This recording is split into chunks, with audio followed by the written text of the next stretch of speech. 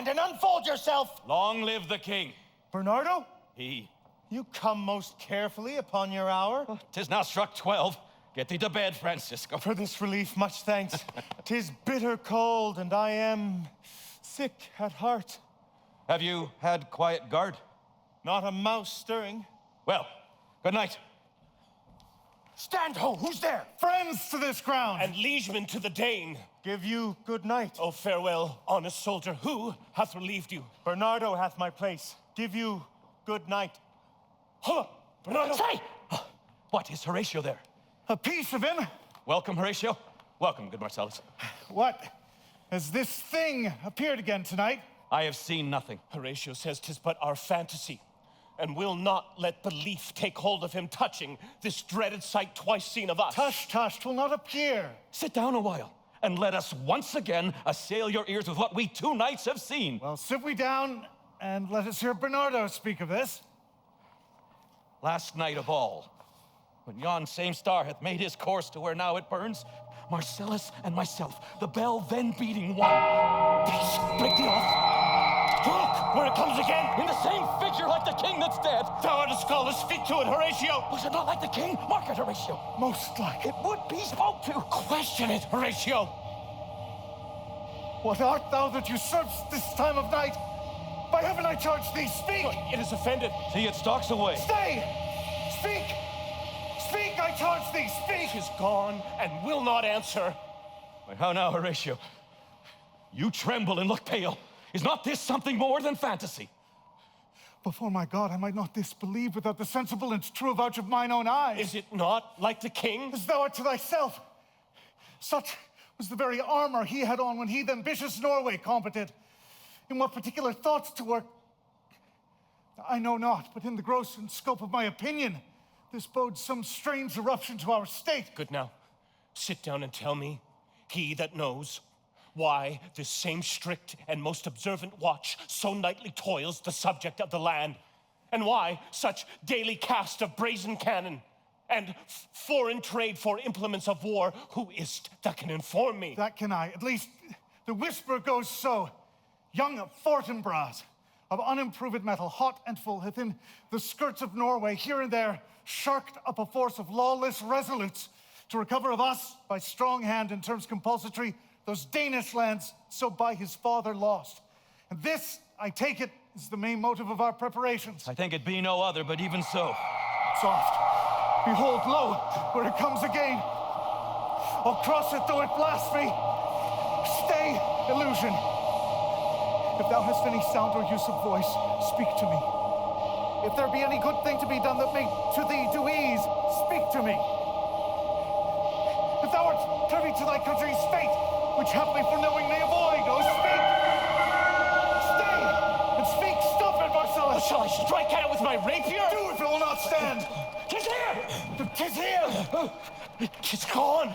We do it wrong, being so majestical, to offer it the show of violence, for it is as the air invulnerable, and our vain blows malicious mockery. It was about to speak when the cock crew. And then it started like a guilty thing upon a fearful summons. It faded on the crowing of the cock. Break we our watch up, and by my advice, let us impart what we have seen tonight unto young Hamlet.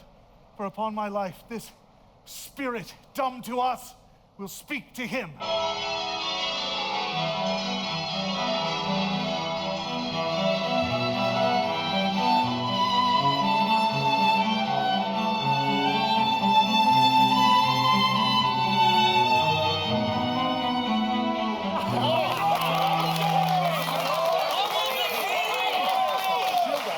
Though yet of Hamlet, our dear brother's death, the memory be green, and that it us befitted to bear our hearts in grief, and our whole kingdom to be contracted in one brow of woe.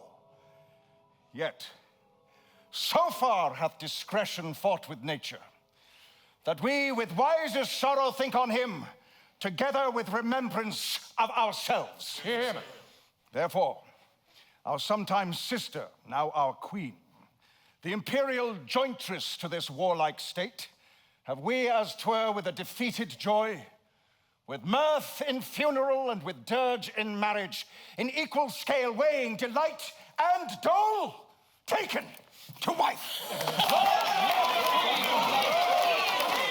Nor have we herein barred your better wisdoms, which have freely gone with this affair along.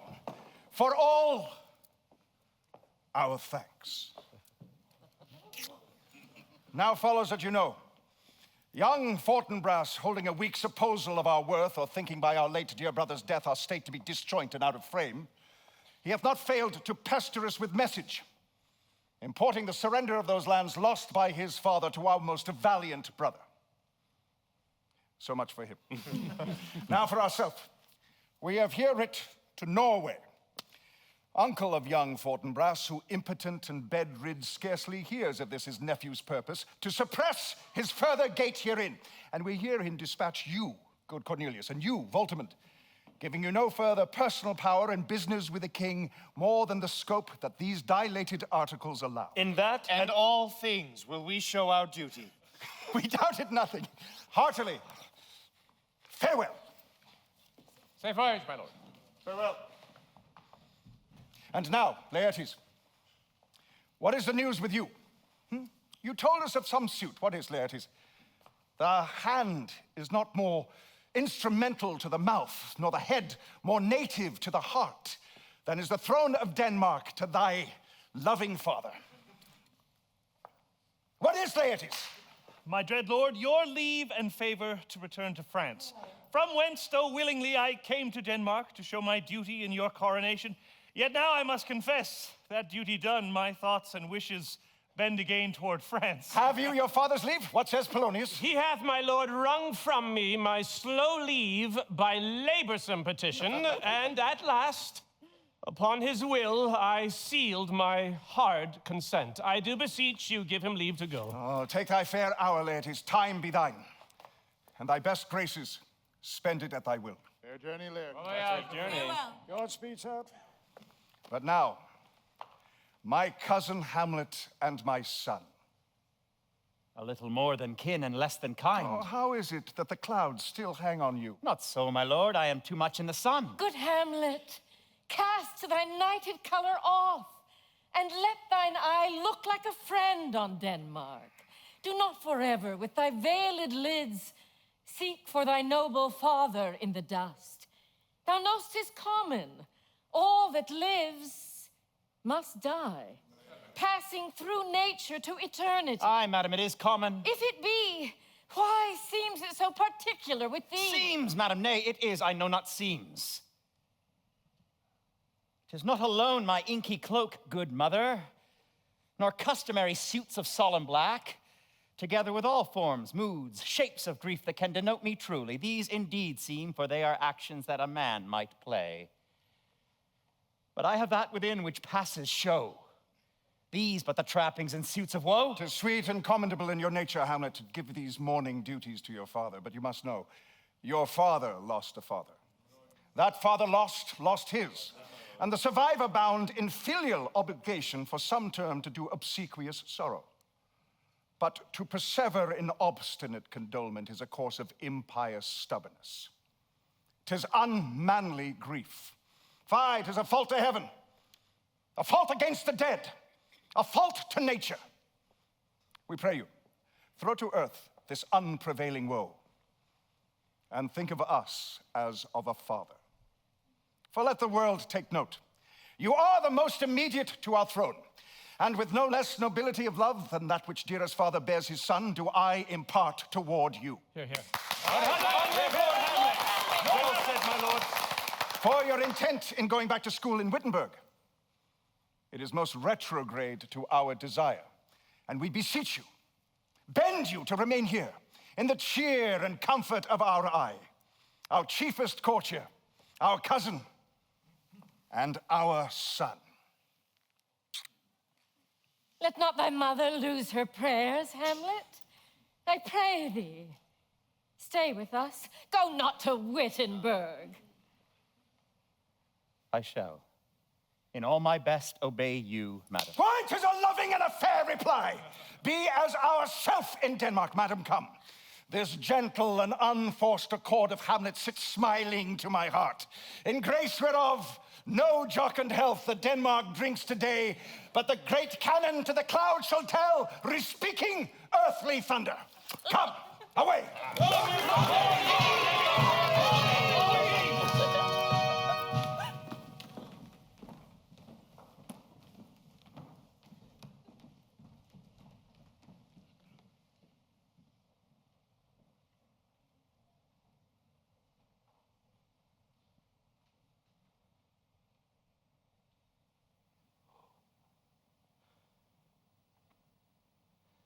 That this too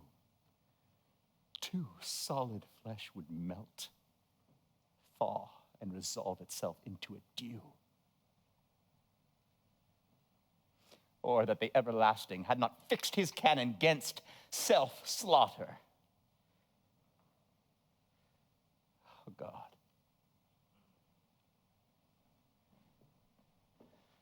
God, how weary, stale, flat, and unprofitable seem to me all the uses of this world. Fie!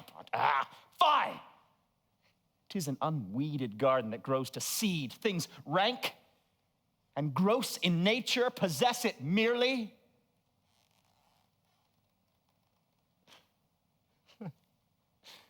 That it should come to this. But 2 months dead, nay, not so much, not 2. So excellent a king that was to this Hyperion to a satyr. So loving to my mother that he might not beteem the winds of heaven visit her face too roughly. Heaven and earth must I remember. Why, she would hang on him as if increase of appetite had grown by what it fed on. And yet within a month, let me not think on't. Frailty, thy name is woman.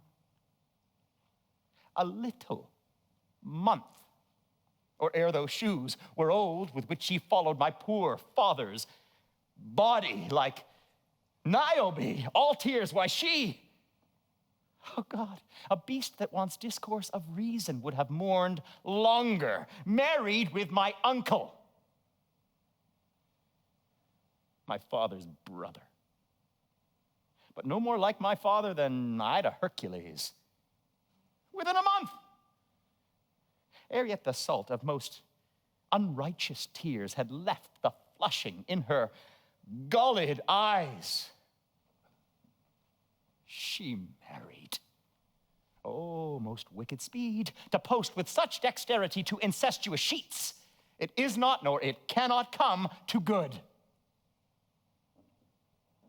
But break my heart, for I must hold my tongue. Hail to your lordship. I am glad to see you well. Horatio, or I do forget myself. The same, my lord. And your poor servant ever. Sir, my good friend. I'll change that name with you. And what make you from Wittenberg, Horatio? Marcellus. My good lord. I am very glad to see you. Good evening, sir. But what in faith make you from Wittenberg? A truant disposition, good my lord. Now, I would not hear your enemy say so. I know you are no truant. But what is your affair in Elsinore? We'll teach you to drink deep ere you depart. My lord, I came to see your father's funeral. And prithee, do not mock me, fellow student. I think it was to see my mother's wedding. Indeed, my lord, it followed hard upon. Thrift, Horatio. The funeral baked meats did coldly furnish forth the marriage tables. Would I met my dearest foe in heaven, or ever I'd seen that day, Horatio? My father, methinks I see my father. Where, my lord? In my mind's eye, Horatio. I saw him once. He was a goodly king. He was a man. Take him for all in all. I shall not look upon his like again. My lord, I think I saw him yesternight. Saw who? My lord, the king, your father. The king, my father. Season your admiration for a while. For God's love, let me hear. 2 nights together had these gentlemen, Marcellus and Bernardo, on their watch in the dead waste in the middle of the night, been thus encountered. A figure like your father, armed at point exactly, cap a pay, appears before them, and with solemn march goes slow and stately by them. Now this, to me, in dreadful secrecy in part they did, and I with them the 3rd night kept the watch, where, as they had delivered both in time, form of the thing, each word made true and good, the apparition comes. I knew your father. These hands are not more like. Where was this? My lord, upon the platform where we watched. Did you not speak to it? My lord, I did, but answer made it none. 'Tis very strange. I do live, my honored lord, 'tis true. And we did think it writ down in our duty to let you know of it. Indeed. But this troubles me. Hold you the watch tonight. We do, my lord. Armed, say you? Armed, my lord. From top to toe? My lord, from head to foot. Well, then saw you not his face? Oh, yes, my lord. What looked he? Frowningly? A countenance more in sorrow than in anger. Pale or red? Nay, very pale. And fixed his eyes upon you? Most constantly. I would I had been there. It would have much amazed you. Very like. Stayed it long? While one with moderate haste might tell 100. Longer. Not when I saw it. And his beard was grizzled, no? It was as I have seen it in his life, a sable silvered. I will watch tonight. Perchance 'twill walk again. I warrant it will. If it assume my noble father's person, I'll speak to it, though hell itself should gape and bid me hold my peace. I pray you all, if you have hitherto concealed this sight, let it be tenable in your silence still. I will requite your loves. So fare you well. Upon the platform twixt 11 and 12, I'll visit you. Our duty to your honor. Your loves, as mine to you, farewell.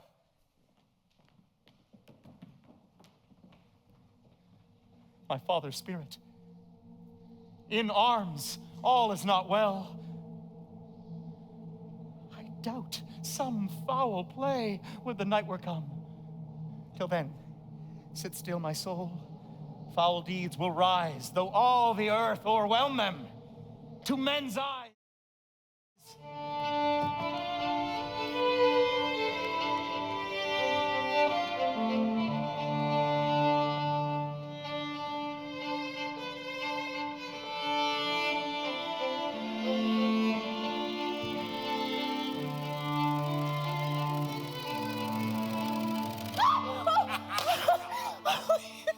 My necessaries are embarked. Farewell. And sister, do not sleep, but let me hear from you. Do you doubt that? For Hamlet and the trifling of his favor, hold it a fashion and a toy in blood, a violet in the youth of primy nature, forward, not permanent, sweet, not lasting, the perfume and suppliance of a minute, no more. No more but so? Think it no more. Perhaps he loves you now, but you must fear. His greatness being weighed, his will is not his own. He may not, as unvalued persons do, carve for himself, for on his choice depends the health and sanity of this whole state. And if he says he loves you, it fits your wisdom so far to believe it, as he, in his particular act and place, may give his saying deed, which is no farther than the main voice of Denmark goes withal. Then weigh what loss your honor may sustain if with too credent ear you list his songs, or lose your heart, or your chaste treasure open to his unmastered importunity. Fear it, Ophelia.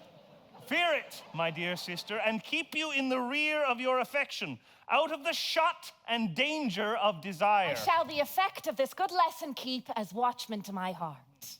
But good my brother, do not, as some ungracious pastors do, show me the steep and thorny way to heaven, whiles like a puffed and reckless libertine himself the primrose path of dalliance treads, and recks not his own reed. Fear me not. I stay too long. Yet here, Laertes, aboard, aboard! For shame, you are stayed for. There, my blessing with thee. And these few precepts in thy memory, look thou character, give thy thoughts no tongue, nor any unproportioned thought his act. Be thou familiar, but by no means vulgar. Those friends thou hast, and their adoption tried, grapple them unto thy soul with hoops of steel. But do not dull thy palm with entertainment of each new-hatched, unfledged courage. Beware of entrance to a quarrel, but being in, bear it that the opposed may beware of thee. Give every man thy ear, but few thy voice. Take each man's censure, but reserve thy judgment. Costly thy habit, as thy purse can buy, but not expressed in fancy. Rich, not gaudy. For the apparel oft proclaims the man. Neither a borrower nor a lender be. For loan oft loses both itself and friend, and borrowing dulls the edge of husbandry. This above all. To thine own self be true, and it must follow as the night the day. Thou canst not then be false to any man. Farewell. My blessing season this in thee. Most humbly do I take my leave, my lord. The time invests you. Go! Go! Your servants tend. Farewell, Ophelia. Remember well what I have said to you. 'Tis in my memory locked, and you yourself shall keep the key of it. Farewell!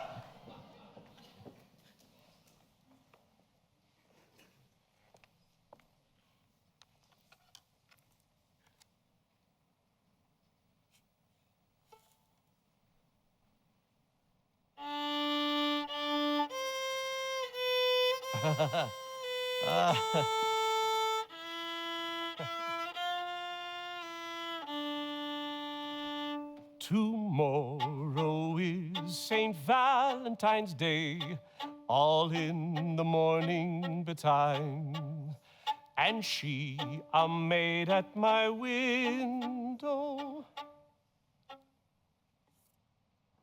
What is it, Ophelia? He hath said to you. So please you? Something touching the Lord Hamlet?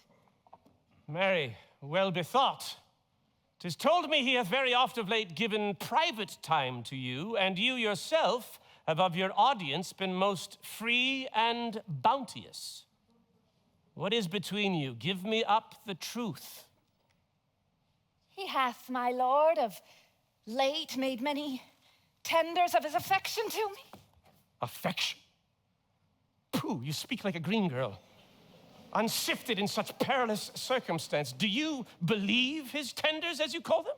I do not know, my lord, what I should think. Mary, I will teach you. Think yourself a baby, that you have ta'en these tenders for true pay, which are not sterling. Tender yourself more dearly, or, not to crack the wind of the poor phrase, running it thus, you'll tender me a fool. My lord, he is importing to me with love, in honorable fashion. Aye, fashion, may you call it. Go to. And hath given countenance to his speech, my lord, with almost all the holy vows of heaven. Aye, springes to catch woodcocks. No. I do know, when the blood burns, how prodigal the soul lends the tongue vows. From this time, be something scanter of your maiden presence.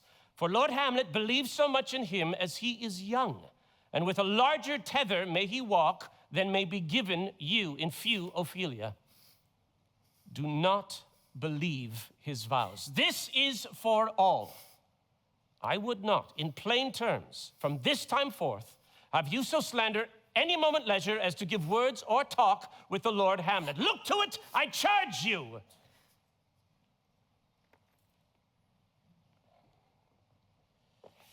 Come your ways. I shall obey, my lord.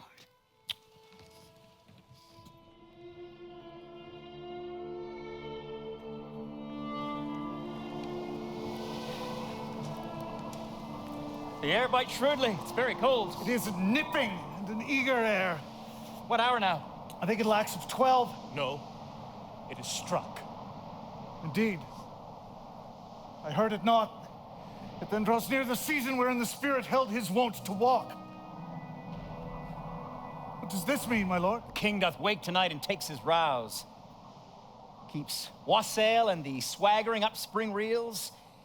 And as he drains his draughts of Rhenish down, the kettle drum and trumpet thus bray out the triumph of his pledge. Is it a custom? Aye, merriest. Though to my mind, though I am native here and to the manor born, it is a custom more honored in the breach than the observance. Look, my lord, it comes! Angels and ministers of grace defend us. Be thou a spirit of health, or goblin damned. Bring with the airs from heaven, or blasts from hell. Be thy intent wicked or charitable, thou comest in such a questionable shape that I will speak to thee.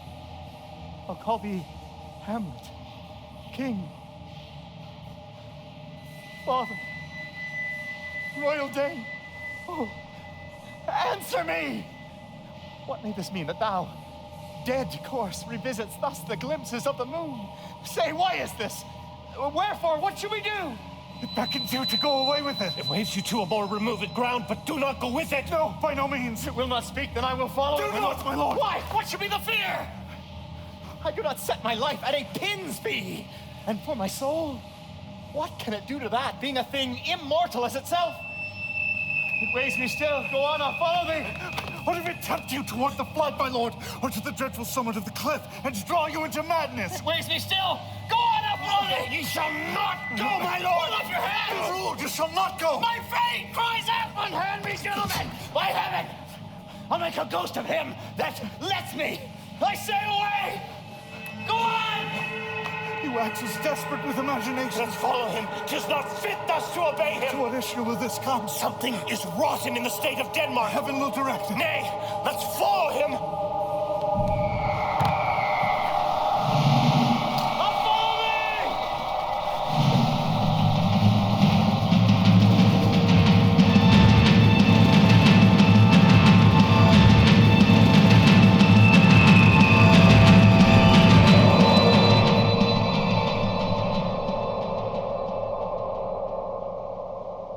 Whither will thou lead me?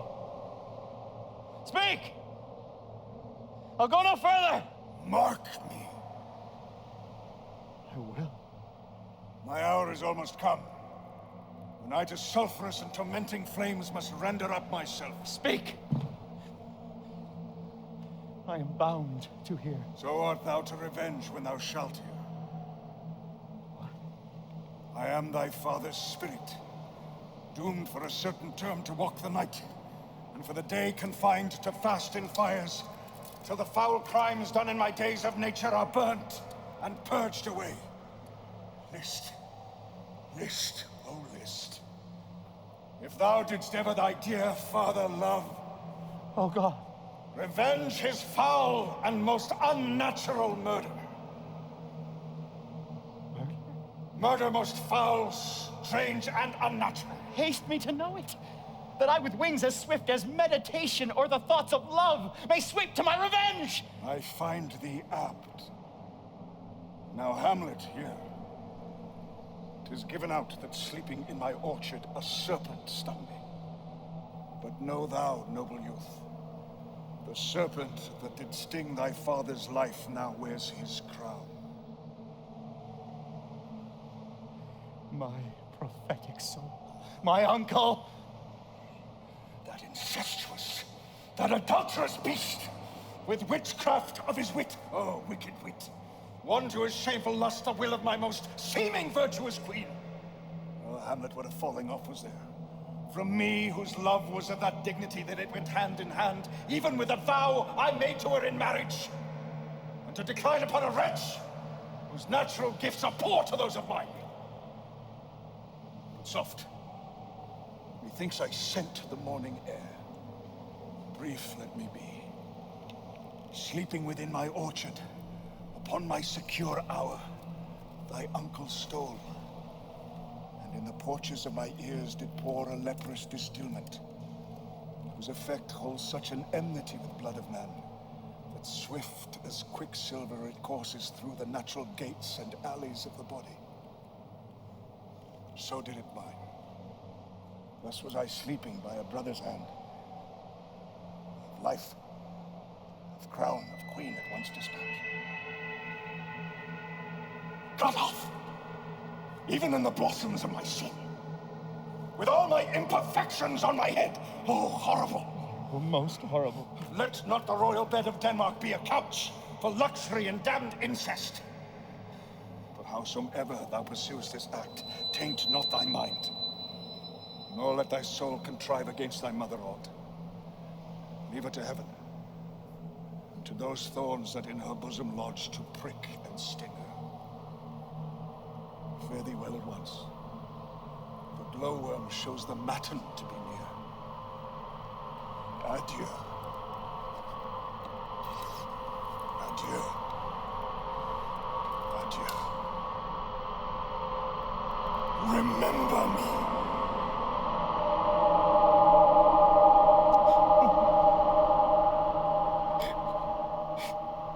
Oh, all you host of heaven. Oh, earth. What else? And shall I couple hell? Hold my heart. And you, my sinews, grow not instant old, but bear me stiffly up. Remember thee. A poor ghost, whilst memory holds a seat in this destructed globe, remember thee, yea, from the table of my memory, I'll wipe away all trivial fond records, all saws of books, all forms, all pressures past, that youth and observation copied there, and thy commandment all alone shall live within the book and volume of my brain, unmixed with baser matter, yes. By heaven,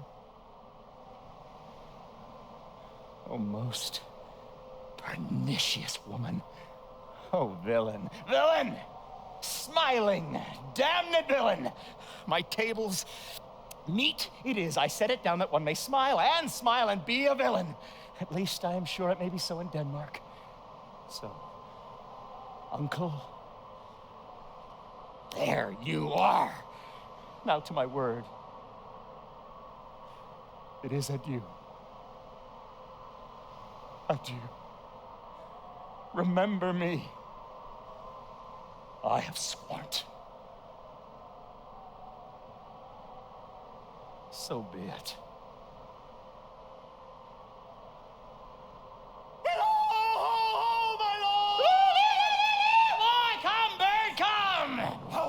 My noble lord! What news, my lord? Oh, wonderful! Good, my lord, tell it! Oh, no, you will reveal it! Not I, my lord, by heaven! My lord! Say you then, would heart of man once think it, but you'll be secret. Aye, by heaven! There's never a villain dwelling in all Denmark, but he's an errant knave! There needs no ghost, my lord, come from the grave to tell us this. Why, right. You are in the right. And so, without more circumstance at all, I hold it fit that we shake hands and part. You, as your business and desire shall point you, as every man has business and desire, such as it is. And for mine own poor part, I will go pray.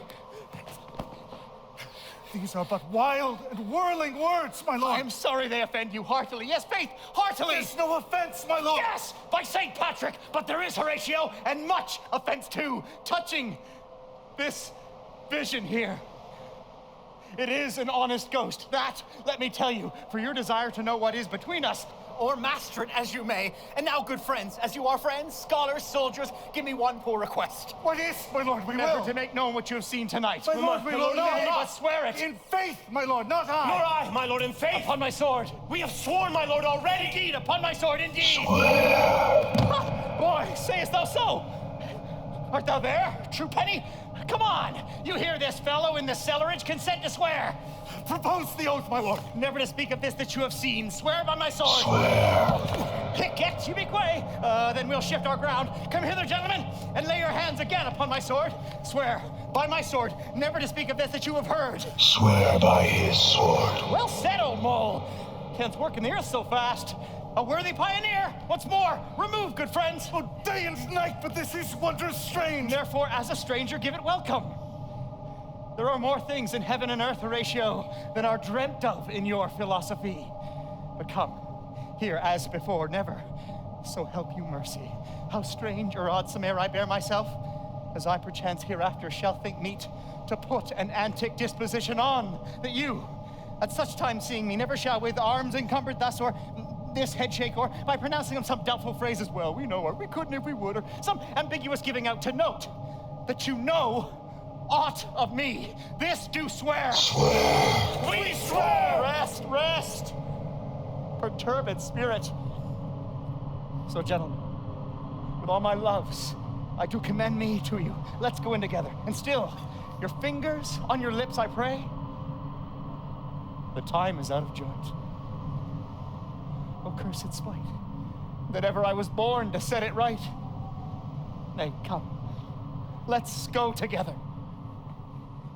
Give him this money and these notes, Reynaldo. I will, my lord. You shall do marvelous wisely, good Reynaldo, before you visit my son, to make inquire of his behavior. My lord, I did intend it. Mary, well said, very well said. Look you, inquire me first what Danes there are in Paris that do know my son. Take you as 'twere some distant knowledge of him, as thus. I know his father and his friends, and in part him, but you may say, not well. And then put on him what forgeries you please. Marry none so rank as may dishonor him. Take heed of that. But such wanton, wild, and usual slips as our companions noted and most known to youth and liberty. As gaming, my lord. Aye, or drinking, fencing, swearing, quarreling, whoring. You may go so far. My lord, that would dishonor him. Faith, no, as you may season it in the charge. But, good my lord. Wherefore should you do this? I would know that. Mary, here's my drift.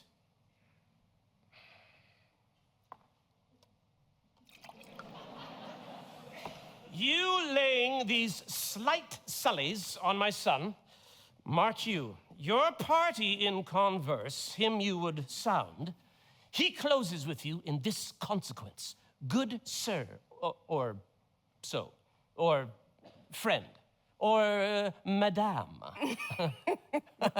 Very good, my lord. And then, madame, he does this. He does... Oh, what was I about to say? By the mass, I was about to say something. Where did I leave? It closes in the consequence. He closes in the consequences? Aye, Mary. He closes thus. I know the gentleman. I saw him yesterday or the other day. There was he gaming.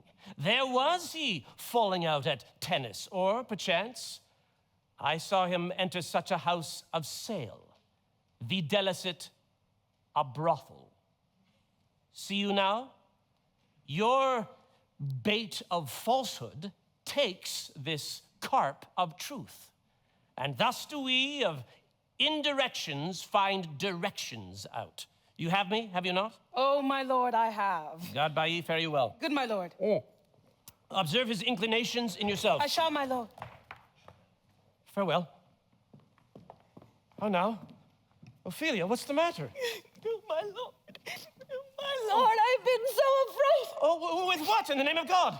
My lord, as I was sewing in my closet, Lord Hamlet, with his doublet all unbraced, his stockings fouled, pale as his shirt, his knees knocking each other, and with a look so piteous in purport as if he had been loosed out of hell to speak of horrors, he comes before me. Mad for thy love? My lord, I do not know, but truly I do fear it. What said he? He took me by the wrist and held me hard. Then goes he to the length of all his arm, and with his other hand thus, o'er his brow, he falls to such perusal of my face, as he would draw it. Long stayed he so. At last a little shaking of mine arm, and thrice his head waving up and down, he raised a sigh, so glorious and profound as it did seem to shatter all his bulk and end his being. That done, he lets me go, and with his head over his shoulder turned, he seemed to find his way without his eyes, for out of doors he went without their helps. And to the last ended their light on me. Come, go with me. I will go seek the king. Oh. This is the very ecstasy of love, whose violent property fordoes itself and leads the will to desperate undertakings. I'm sorry. What, have you given him any hard words of late? No, my good lord, but as you did command, I did repel his letters and denied his access to me. That hath made him mad. Oh, I am sorry that with better heed and judgment I had not quoted him. I feared he did but trifle, and meant to rack thee, but beshrew my jealousy. Come, go we to the king. This must be known. More grief to hide than hate to utter love. Come. Halt!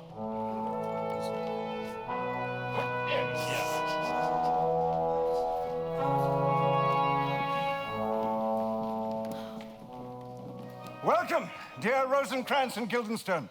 Moreover, that we much did long to see you, the need we have to use you did provoke our hasty sending. Something have you heard of Hamlet's transformation, so I call it? Saith nor the exterior nor the inward man resembles what it was. What it should be more than his father's death, I cannot dream of. And I entreat you both, that being of so young days brought up with him, to draw him onto pleasures, and to gather whether aught to us unknown afflicts him thus, that opened lies within our remedy. Good gentleman, he hath much talked of you, and sure I am, two men there is not living to whom he more adheres. If it will please you to expend your time with him a while, your visitation shall receive such thanks as fits a king's remembrance. Both your majesties might, by the sovereign power you have of us, put your dread pleasures more into command than entreaty. But we both obey and lay our service freely at your feet to be commanded. Thanks, Rosencrantz and gentle Guildenstern. Thanks, Guildenstern and gentle Rosencrantz. And I do beseech you instantly to visit my too much changed son. Heavens make our presence and our practices pleasant and helpful to him. Aye, amen. The ambassadors from Norway, my good liege, are joyfully returned. Thou still hast been the father of good news. Have I, my lord? I assure my good liege, I hold my duty as I hold my soul.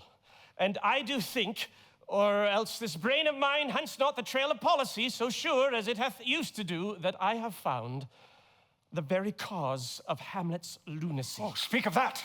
That do I long to hear. Give first admittance to the ambassadors. My news shall be the fruit to that great feast. Thyself shall do grace to them and bring them in. He tells me, my dear Gertrude, he hath found the head and source of all your son's distemper. I doubt it is no other but the main. His father's death and our hasty marriage. Well, we shall sift him. Welcome, my good friends. Say, gentlemen, what from our brother Norway? Most fair return of greetings and desires.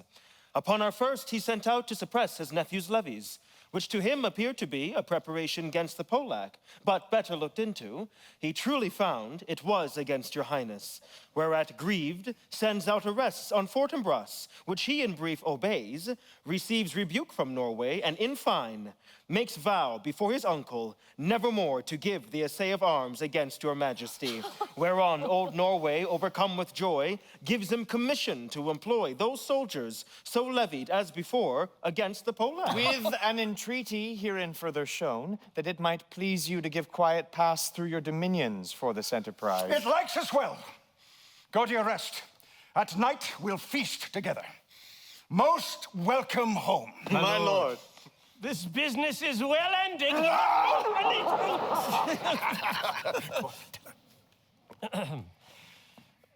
My liege and madam, to expostulate what majesty should be, what duty is, Why day is day, night, night, and time is time, were nothing but to waste night, day, and time.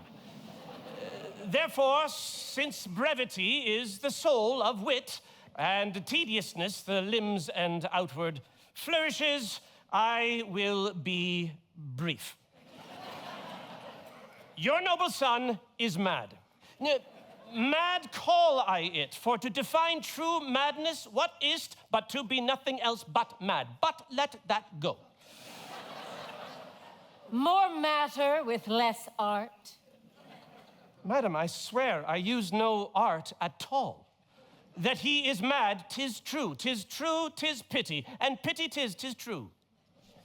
A foolish figure, but farewell it, for I will use no art. Mad, let us grant him then, and now remains that we find out the cause of this effect, or rather say the cause of this defect, for this effect defective comes by cause. Perpend. I have a daughter, while she is mine, that in her duty and obedience, mark, hath given me this. Now gather and surmise. To the celestial and my soul's idol, the most beautified Ophelia. That's an ill phrase, that's a vile phrase. Beautified is a vile phrase. But you shall hear these in her excellent white bosom, etc. Came this from Hamlet to her? Good madam, stay a while. I will be faithful.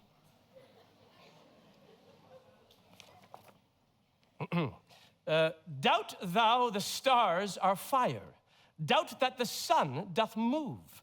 Doubt truth to be a liar, but never doubt I love. Thine evermore most dear lady was this machine is to him, Hamlet. This in obedience hath my daughter shown me. But how hath she received his love? What do you think of me? As of a man faithful and honorable. I would fain prove so, but what might you think, or my dear majesty, your queen here think, if I had looked upon this love with idle sight? What might you think? No, I went round to work, and my young mistress thus I did bespeak. Lord Hamlet is a prince out of thy star, this must not be. And then I prescripts gave her, that she should lock herself from his resort, admit no messengers, receive no tokens, and he repelled, a short tale to make, fell into sadness, then into a fast, thence into a weakness, and by this declension into the madness wherein now he raves, and all we mourn for. Do you think 'tis this? It may be, very like. Hath there been such a time, I would fain know that I have positively said 'tis so when it proved otherwise? Not that I know. Take this from this, if this be otherwise. How may we try it further? You know, sometimes he walks 4 hours together here in the lobby. So he does, indeed. At such a time, I'll loose my daughter to him. Be you and I behind an arras then, mark the encounter. If he love her not, let me be no assistant for a state, but keep a farm and carters. We will try it. Oh, but look, where sadly the poor wretch comes reading. Away, I do beseech you both away. I'll board him presently. Give me leave.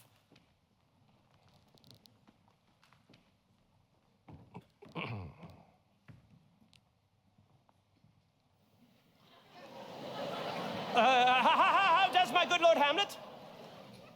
Excellent. God of mercy. Do you know me, my lord? Excellent. Well, you are a fishmonger. Not I, my lord. Oh, then I would you were so honest a man. Honest, my lord? Aye, sir, to be honest, as this world goes, is to be one man picked out of 10,000. That's very true, For my if the lord. sun breed maggots and a dead dog being good kissing cat. Have you a daughter? I have, my lord. Let her not walk in the sun. Conception is a blessing, but as your daughter may conceive, friend, look to it. How say you by that? Still harping on my daughter, and yet he knew me not at first. He said I was a fishmonger. He is far gone. And truly, in my youth, I suffered much extremity for love, very near this. I will speak to him again. What do you read, my lord? Words. Words. Words. What is the matter, my lord? Between who? I mean the matter that you read, my lord. Slander, sir. For the satirical rogue says here that old men have gray beards. That their faces are wrinkled. That they have a plentiful lack of wit, altogether with most weak hands. No, Yes. no, my Which, lord. sir, though I most powerfully and potently believe, yet I hold it not honesty to have it thus set down. What for yourself shall grow as old as I am, if, like a crab, you could go backward.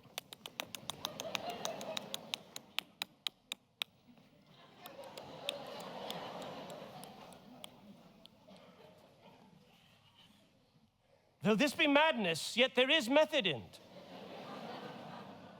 Will you walk out of the air, my lord? Into my grave? Indeed, that is out of the air. How pregnant sometimes his replies are. A happiness that often madness hits on, which reason and sanity could not so prosperously be delivered of. I will leave him and suddenly contrive the means of meeting between him and my daughter. My lord, I will take my leave of you. Well, you cannot, sir, take from me anything I will not more willingly part with all. Except my life. Except my life. Except my life. Fare you well, my lord. It's tedious old fools. You go to seek the Lord Hamlet? There he is. God save you, sir. My honored lord. My most dear lord. My excellent good friend! Ah, Guildenstern! How dost thou? Old Rosencrantz. Good lads. How do you both? As the indifferent children of the earth. Happy in that we are not over happy. On fortune's cap, we are not the very button. Nor the soles of her shoe? Neither, my lord. Then you live about her waist or in the middle of her favors? In faith, her privates we. In the secret parts of fortune. Well, most true, she is a strumpet. So, what news? None, my lord, but the world's grown honest. Then is doomsday near. But your news is not true. Let me question more in particular. What have you, my good friends, deserved at the hands of fortune that she sends you to prison hither? Prison, my lord. Denmark's a prison. Then is the world one. A goodly one, in which there are many confines, wards, dungeons. Denmark being one of the worst. We think not so, my lord. Well, then 'tis none to you. For there's nothing either good or bad, but thinking makes it so. To me, it is a prison. Why, then your ambition makes it one. 'Tis too narrow for your Oh, mind. God, I could be bounded in a nutshell and count myself a king of infinite space. Were it not that I have bad dreams. But in the beaten way of friendship, what make it Elsinore? To visit you, my lord. No other occasion. Beggar that I am, I'm even poor in thanks. But I thank you. Were you not sent for? Is it your own inclining? Is it a free visitation? Come, deal justly with me. Oh, come. Nay, speak. What should we say, my lord? Anything but to the purpose you were sent for. And there's a kind of confession in your looks which your modesties have not craft enough to color. I know the good king and queen have sent for you. To what end, my lord? That you must teach me. But let me conjure you by the rights of our fellowship, by the obligation of our ever-preserved love, be even and direct with me whether you were sent for or no. I have an eye of you. If you love me, hold not off. My honored lord, we were sent for.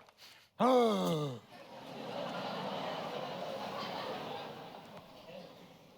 tell you why. So shall my anticipation prevent your discovery, and your secrecy to the king and queen molt no feather. I have of late, but wherefore I know not, lost all my mirth. Forgone all custom of exercises, and indeed it goes so heavily with my disposition that this goodly frame, the earth, seems to me a sterile promontory. This most excellent canopy of the air, look you, this brave o'erhanging firmament. this majestical roof fretted with golden fire? Why, it appeareth nothing to me but a foul and pestilent congregation of vapors. What a piece of work is a man. How noble in reason, how infinite in faculties, in form and moving, how express and admirable. In action, how like an angel. In apprehension, how like a god. The beauty of the world, the paragon of animals. And yet, to me, what is this quintessence of dust? Man delights, not me. No, nor woman neither, though by your smiling you seem to say so. But, my lord, there was no such stuff in my thoughts. Why'd you laugh then when I said man delights, not me? Well, to think, my lord, if you delight not in man, what Lenten entertainment the players shall receive of you. We courted them on the way, and hither are they come to offer you service. He that plays the king shall be welcome. What players are they? Well, even those you were wont to take such delight in, the tragedians of the city. Well, how chances it they travel? Do they grow rusty? Nay, but they are no longer the fashion. Well, this is not very strange. For my uncle is king of Denmark, and those that would make mouths at him while my father lived now give 20, 40, 50, 100 ducats apiece for his picture in little. S'blood, there's something in this more than natural, if philosophy could find it out. There are the players. Gentlemen, you are welcome to Elsinore, but my uncle father and aunt mother are deceived. In what, my dear lord? I am but mad. North-northwest, when the wind is southerly, I know a hawk from a handsaw. Well be with you, gentlemen! Hark you, Guildenstern, and you too. That great baby you see there is not yet out of his swaddling clouts. I prophesy, he comes to tell me of the players' market. My lord, I have news to tell you. My lord, I have news to tell you. When Roscius was an actor in Rome, the actors are come hither, my lord. Buzz, buzz. Upon mine honor. And then each actor came on his ass? The best actors in the world, either for tragedy, comedy, history, pastoral, pastoral comical, historical, pastoral, tragical, historical, tragical, comical, historical, pastoral, scene individable, or poem unlimited. These are your only men. Hi, hi, hi, hi!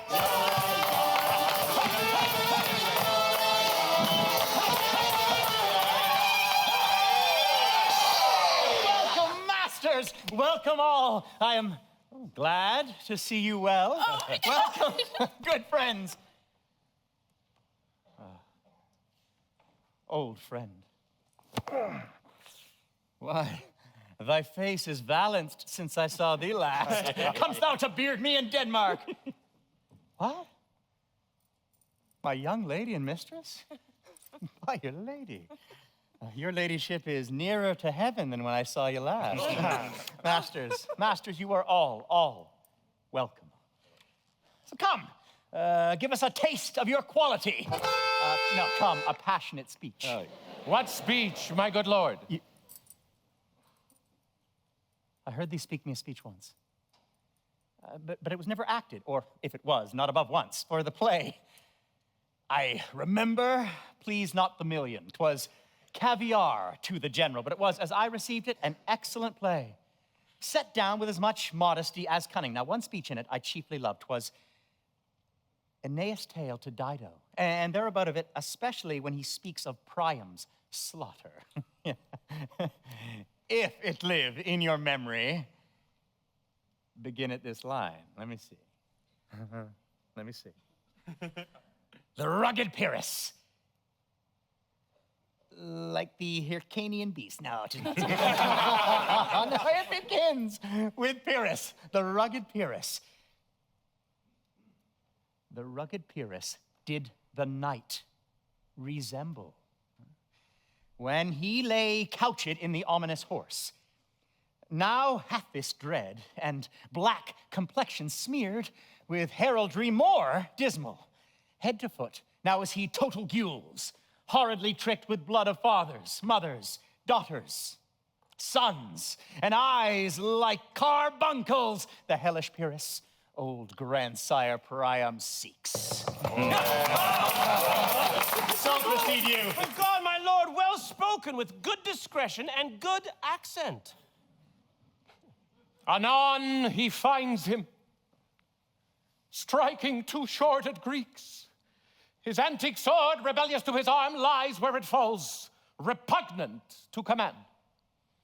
Unequal matched, Pyrrhus at Priam drives, in rage strikes wide, but with a whiff and wind of his fell sword, the unnerved father falls. Then Pyrrhus his sword, which was declining upon the milky head of Reverend Priam, seemed to the air to stick. So as a painted tyrant Pyrrhus stood, and as a neutral to his will and matter, did nothing. But as we often see before some storm, a silence in the heavens, the rack stands still, the bold winds speechless, and the orb below us hushes death. Anon, the dreadful thunder doth rend the region, so after Pyrrhus' pause, aroused vengeance sets him new a work. And never did the Cyclops' hammers fall on Mars, his armor forged for proof etern, with less remorse than Pyrrhus' bleeding sword now falls on Priam! Out, out, thou strumpet fortune. This is too long. It's Children the barber with your beard. No, prithee, say on. He's for a jig or a tale of Baudry or he sleeps. Prithee, say on. Come to Hecuba.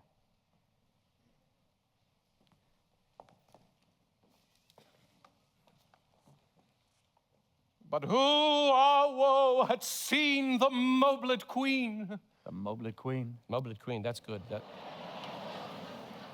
Run barefoot up and down, threatening the flames with blinding tears, a clout upon her head where late the diadem stood. And for a robe about her lank and all o'er teemid loins, a blanket of the alarum of fear caught up. Who this had seen, with tongue and venom steeped against fortune's state, with treason have pronounced. But if the gods themselves did see her then, when she saw Pyrrhus make malicious sport in mincing with his sword her husband's limbs, the instant burst of clamor that she made,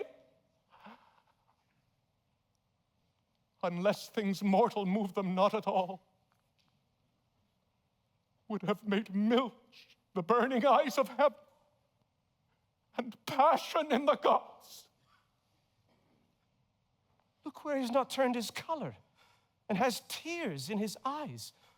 Prithee, no more. 'Tis well. Bravo, bravo. I'll have thee speak out the rest of this soon. Good my lord, will you see the players well bestowed? Oh. Do you hear? Let them be well used, for they are the abstract and brief chronicles of the time. After your death, you were better have a bad epitaph than their ill report while you live. My lord, I will use them according to their deserts. God's bodkin, man, much better. Use every man after his desert, and who shall escape whipping? Use them after your own honor and dignity. The less they deserve, the more merit is in your bounty. Take them in. Come, sir. Follow him, friends. We'll hear a play tomorrow. Dost thou hear me, old friend? Yes. Can you play The Murder of Gonzago? Aye, my lord. We'll have that tomorrow night. Now, you could, for a need, study a speech of some 12 or 16 lines that I would set down and insert in, could you not? Aye, my lord. Very well. Follow this, Lord. Oh, and look you, mock him not. My good friends, I'll leave you till night. You are welcome to Elsinore. Good, my lord. I so God body you.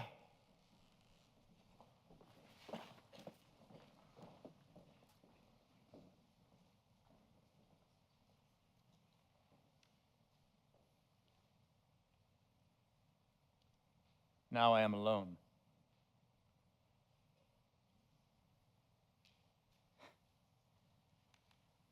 Oh, what a rogue and peasant slave am I. Is it not monstrous that this player here, but in a fiction, in a dream of passion, could force his soul so to his own conceit that from her working all his visage wand? tears in his eyes, distraction in his aspect, a broken voice, and his whole function suiting with forms to his conceit, and all for nothing. For Hecuba.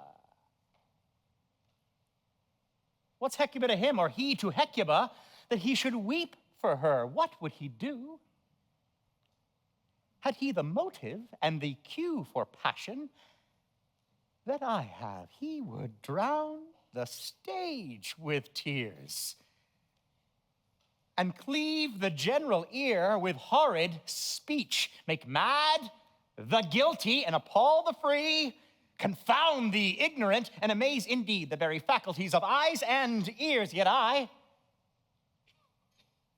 a dull and muddy mettled rascal, peak like John a dreams, unpregnant of my cause, and can say nothing, no, not for a king, upon whose property and most dear life a damned defeat was made.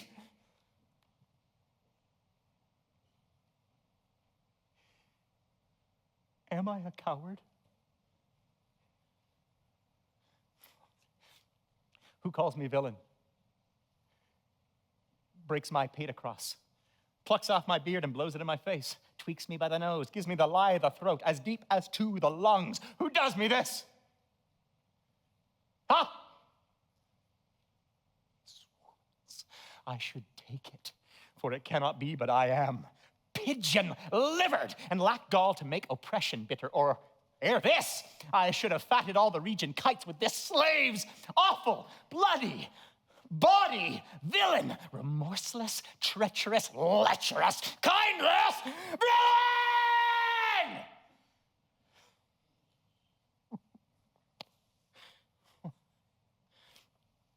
What an ass am I. This is most brave, that I, the son of a dear father murdered, prompted to my revenge by heaven and hell, must, like a whore, unpack my heart with words and fall a-cursing like a very drab, a scullion fly about my brains.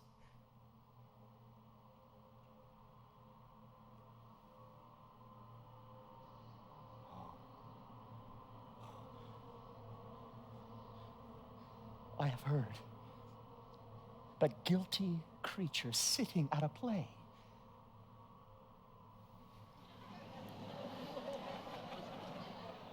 have, by the very cunning of the scene, been struck so to the soul that presently they have proclaimed their malefactions. For murder, though it have no tongue, will speak with most miraculous organ. I'll have these players play something like the murder of my father before mine uncle. I'll observe his looks, I'll tempt him to the quick if he but blench. I know my course. The spirit I have seen may be a devil, and the devil hath power to assume a pleasing shape, yea, and perhaps out of my melancholy and my weakness, as he is very potent with such spirits, abuses me to damn me. I'll have grounds more relative than this.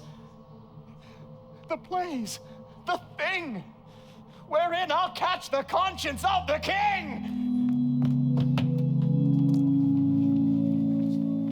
And can you by no drift of conference get from him why he puts on this lunacy? He does confess he feels himself distracted, but from what cause he will by no means speak. Nor do we find him forward to be sounded, but with a crafty madness keeps aloof when we would bring him on to some confession of his true state. Did you assay him to any pastime? Madam, it so fell out that certain players we o'ertook on the way. Of these we told him, and there did seem in him a kind of joy to hear of it. They are here about the court, and as I think they have already ordered this night to play before him. 'Tis most true, and he beseeched me to entreat your majesties to see and hear the matter. With all my heart, and it doth much content me to hear him so inclined. Good gentlemen, give him a further edge, and drive his purpose into these delights. We shall, my lord. Sweet Gertrude, leave us too. For we have closely sent for Hamlet hither, that he, as 'twere by accident, may hear affront Ophelia. Her father and myself, seeing unseen, will gather by him, if it be the affliction of his love or no that thus he suffers for. I shall obey you. And for your part, Ophelia, I do wish that your good beauties be the happy cause of Hamlet's wildness. So shall I hope your virtues will bring him to his wonted way again, to both your honors. Madam, I wish it may. Ophelia, walk you here. Gracious, so please you, we will bestow ourselves. Read on this book, that show of such an exercise may color your loneliness. We are oft to blame in this. 'Tis too much proved that with devotion's visage and pious action, we do sugar o'er the devil himself. How smart a lash that speech doth give my conscience. Oh, 'tis too true. The harlot's cheek, beautied with plastering art, is not more ugly to the thing that helps it than is my deed to my most painted word. Oh, heavy burden. I hear him coming. Let's withdraw, my lord.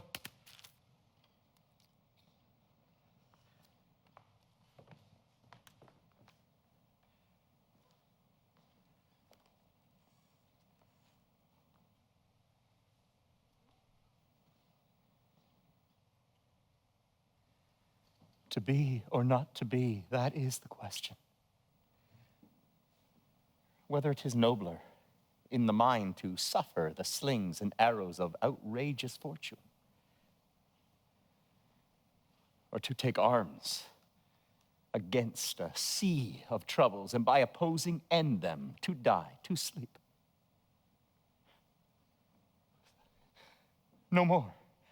And by a sleep to say we end the heartache and the thousand natural shocks that flesh is heir to. 'Tis a consummation devoutly to be wished, to die, to sleep. To sleep. Perchance to dream. Aye, see, there's the rub. For in that sleep of death, what dreams may come when we have shuffled off this mortal coil must give us pause. There's the respect that makes calamity of so long life. For who would bear the whips and scorns of time? The oppressor's wrong, the proud man's contumely, the pangs of disprized love, the law's delay, the insolence of office and the spurns that patient merit of the unworthy takes, when he himself might his quietus make with a bare bodkin. Who would fardels bear to grunt and sweat under a weary life?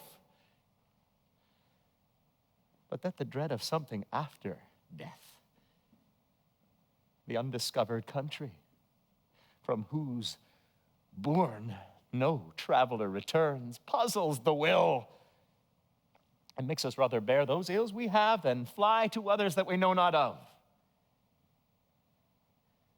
Thus conscience does make cowards of us all.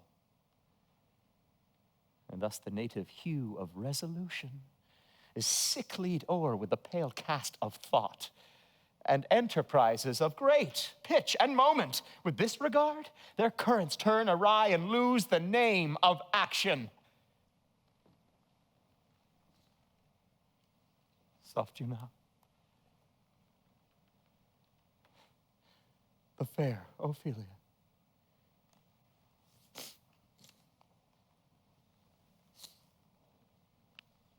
Nymph, in thy orisons be all my sins remembered. Good my lord, how does your honor for this many a day?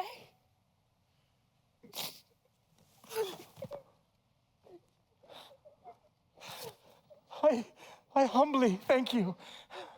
I'm well. Well. My lord, I have remembrances of yours that I've long and longed to re-deliver. I pray you now receive them. No, not I. I never gave you aught. My honored lord, you know right well you did. And with them, Words of so sweet breath composed as made the things more rich. Their perfume lost. Take these again, for to the noble mind, rich gifts wax poor when givers prove unkind. There, my lord.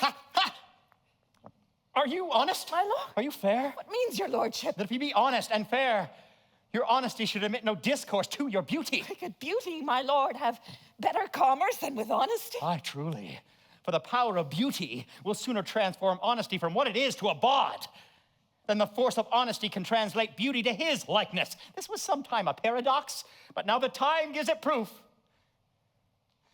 I did love you once.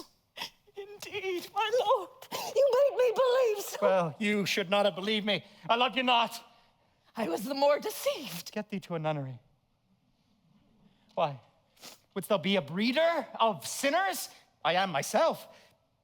Indifferent, honest, but yet I could accuse me of such things. It were better my mother had not borne me. I am very proud, revengeful, ambitious, with more offenses at my beck than I have thoughts to put them in, imagination to give them shape, or time to act them in. What should such fellows as I do, crawling between earth and heaven? We are errant knaves, all believe, none of us. Go thy ways to a nunnery. Lord, Lord.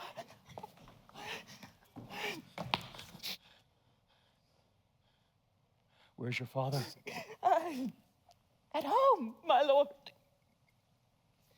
Let the doors be shut on him, that he may play the fool nowhere but in his own house. Farewell. Oh, help him, you sweet heaven. If thou dost marry, I'll give thee this plague for a dowry. Be thou as chaste as ice, as pure as snow. Thou shalt not escape calumny. Go thy ways to a nunnery, farewell. Or if thou will needs, marry. Marry a fool, for wise men know well enough what monsters you make of them. To a nunnery, go, and quickly too, farewell. Oh, heavenly powers, restore him. I've heard of your paintings well enough. God hath given you one face, and you make yourselves another, you jerk amble. You list, you nickname God's creatures, and you make your wantonness, your ignorance go true. We'll have no more on't. It hath made me mad. I say, we shall have no more marriage. No. Those that are married already, all but one shall live. The rest keep as they are, to a nunnery.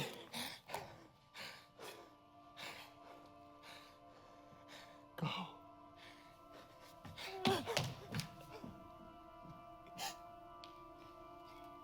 Oh, what a noble mind is here o'erthrown.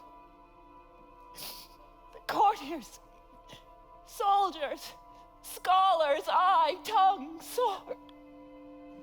The expectancy and rose of the fair state, the glass of fashion and the mold of form, the observed of all observers, quite down. And I, of ladies most deject and wretched, that sucked the honey of his music vows, now see that noble and most sovereign reason, like sweet bells jangled out of tune and harsh. That unmatched form and feature of blown youth, blasted with ecstasy. Oh, woe is me to have seen what I have seen. See what I see. Love! His affections do not that way tend. Nor what he spake, though it lacked form a little, was not like madness. There's something in his soul o' which his melancholy sits on brood. And I suspect the hatch and the disclose will be some danger, which for to prevent, he shall with speed to England. Haply the seas and countries different shall expel this something settled matter in his heart. What think you on't? It shall do well, but yet do I believe the origin and commencement of his grief sprung from neglected love. How now, Ophelia? You need not tell us what Lord Hamlet said. We heard it all.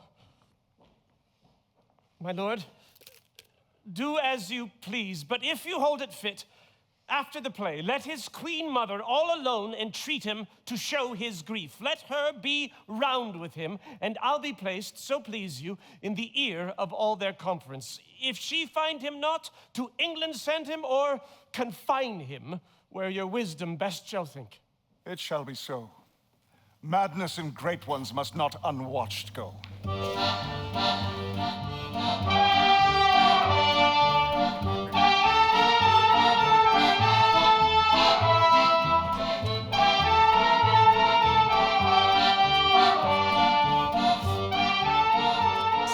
I pray you, as I pronounced it to you trippingly on the tongue.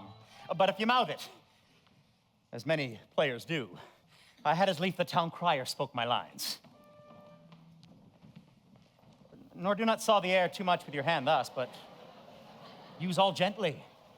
For in the very torrent tempest, and as I may say, the whirlwind of your passion, you must acquire and beget a temperance that may give it smoothness. I warrant, your honor. Be not too tame neither, but let your own discretion be your tutor. Suit the action to the word to the action. With this special observance, that you o'erstep not the modesty of nature. For anything so o'erdone is from the purpose of playing, whose end, both at the first and now, was and is, to hold as 'twere the mirror up to nature, to show virtue her feature, scorn her own image, and the very age and body of the time, his form and pressure. Now this o'erdone, or come tardy off, though it make the unskillful laugh, cannot but make the judicious grieve. There have been players that I have seen play, and heard others praise, and that highly, have so strutted and bellowed that I thought some of nature's journeymen had made men and not made them well. They imitated humanity so abominably. I hope we have reformed that indifferently with us. Oh, reform it altogether. And let those that play your clown speak no more than is set down for them. With all your Go make you ready. Go make you ready. And now, my lord, will the king hear this piece of work? And the queen too, and that presently. Well, bid the players make haste. Will you two help to hasten them? Aye, my good But lord. Horatio! Here, sweet lord, at your service. Horatio.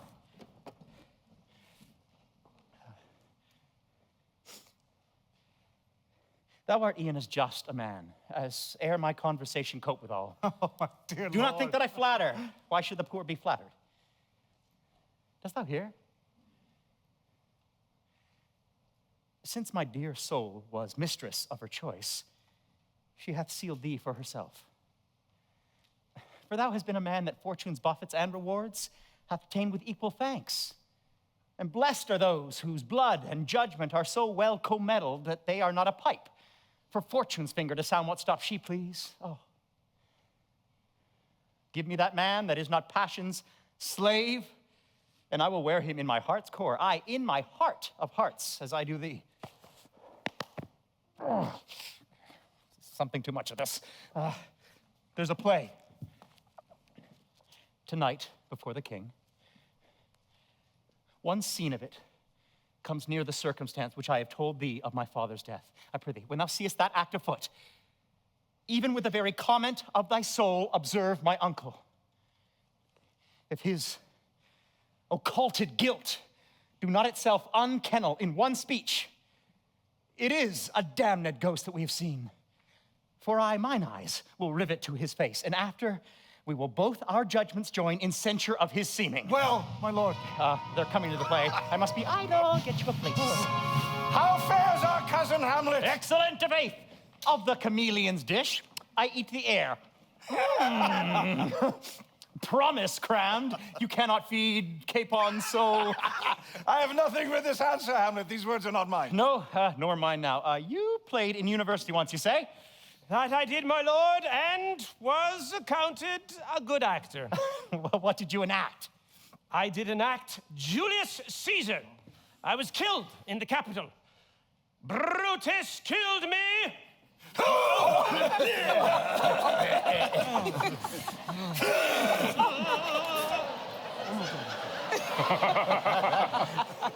That was a brief part of him to kill so capital a calf there. Are the players ready? Aye, my lord, they stay upon your patience. Come hither, my dear Hamlet. Sit by me. No, good mother.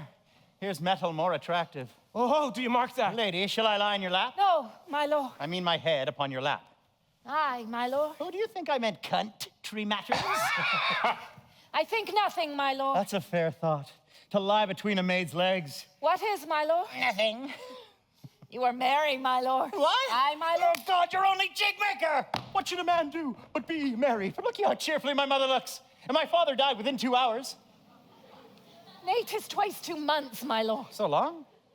Died 2 months ago and not forgotten yet? There's hope then. A great man's memory may outlive his life, what, half a year?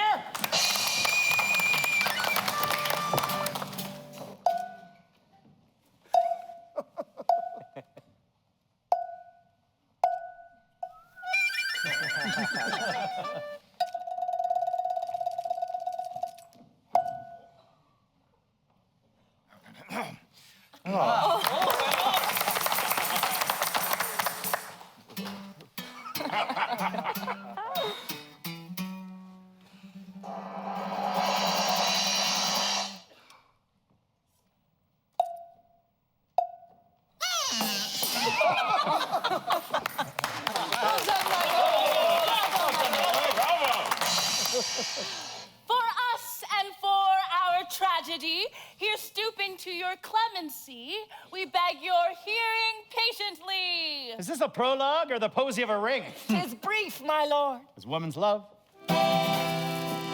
Full 30 times hath Phoebus' god gone round Neptune's salt wash and Talus' orbit ground. And 30 dozen moons with borrowed sheen about the world have times 1230s been, since love our hearts and Hymen did our hands unite commutual in most sacred bands. So many journeys. May the sun and moon make us again count o'er ere love be done. But woe is me. You are so sick of late, so far from cheer and from your former state that I distrust you. Faith, I must leave thee, love, and shortly too. My operant powers their functions leave to do. And thou shalt live in this fair world behind honored, beloved, and haply one as kind for husband shalt thou. Oh, confound the rest. Such love must needs be treason in my breast. In second husband, let me be accursed. None wed the second, but who killed the first? Ah, that's wormwood. Second time I kill my husband dead, when second husband kisses me in bed. I do believe you think what now you speak, but what we do determine oft we break. What to ourselves in passion we propose, the passion ending doth the purpose lose. This world is not for aye, nor 'tis not strange that even our loves should with our fortunes change, for 'tis a question left us yet to prove, whether love lead fortune, or else fortune love. Our wills and fates do so contrary run, that our devices still are overthrown. Our thoughts are ours, their ends none of our own. So think thou wilt no second husband wed, but die thy thoughts when thy first lord is dead. Nor earth to me give food, nor heaven light, sport and repose, lock from me day and night. Both here and hence pursue me lasting strife. If once a widow, ever I be a wife. Oh, if she should break it now. 'Tis deeply sworn. Sweet, leave me here a while. My spirits grow dull, and fain I would beguile the tedious day with sleep. Sleep, rock thy brain, and never come mischance between us twain. Madam, how like you this play? The lady doth protest too much, methinks. Oh, but she'll keep her word. Have you heard the argument? Is there no offense in't? No, they do but jest. Well, poison in jest. No offense to the world. What do you call the play? The Mousetrap. Mary, how? Oh, tropically. This play is the image of a murder done in Vienna. Gonzaga was the Duke's name. His wife Baptiste, well, you shall see anon. 'Tis a knavish piece of work, but what of that? Your Majesty, and we that have free souls, it touches us not. This is one Lucianus, nephew to the king. You're as good as a chorus, my lord. I could interpret between you and your love if I could see the puppets dallying. You are keen, my lord, you are It keen. would cost you a groaning to take off my edge. Still better. and worse. So you mistake your husbands. Come, murderer, begin! The croaking raven doth bellow for revenge. Thoughts black, hands apt, drugs fit, and time agreeing, confederate season else no creature seeing. Thy natural magic and dire property, unwholesome life, usurp immediately. He poisons him in the garden for his estate. His name's Gonzago. You shall see anon how the murderer gets the love of Gonzago's wife. The king rises. What? Frighted with false fire? How fares my lord? Give me some light!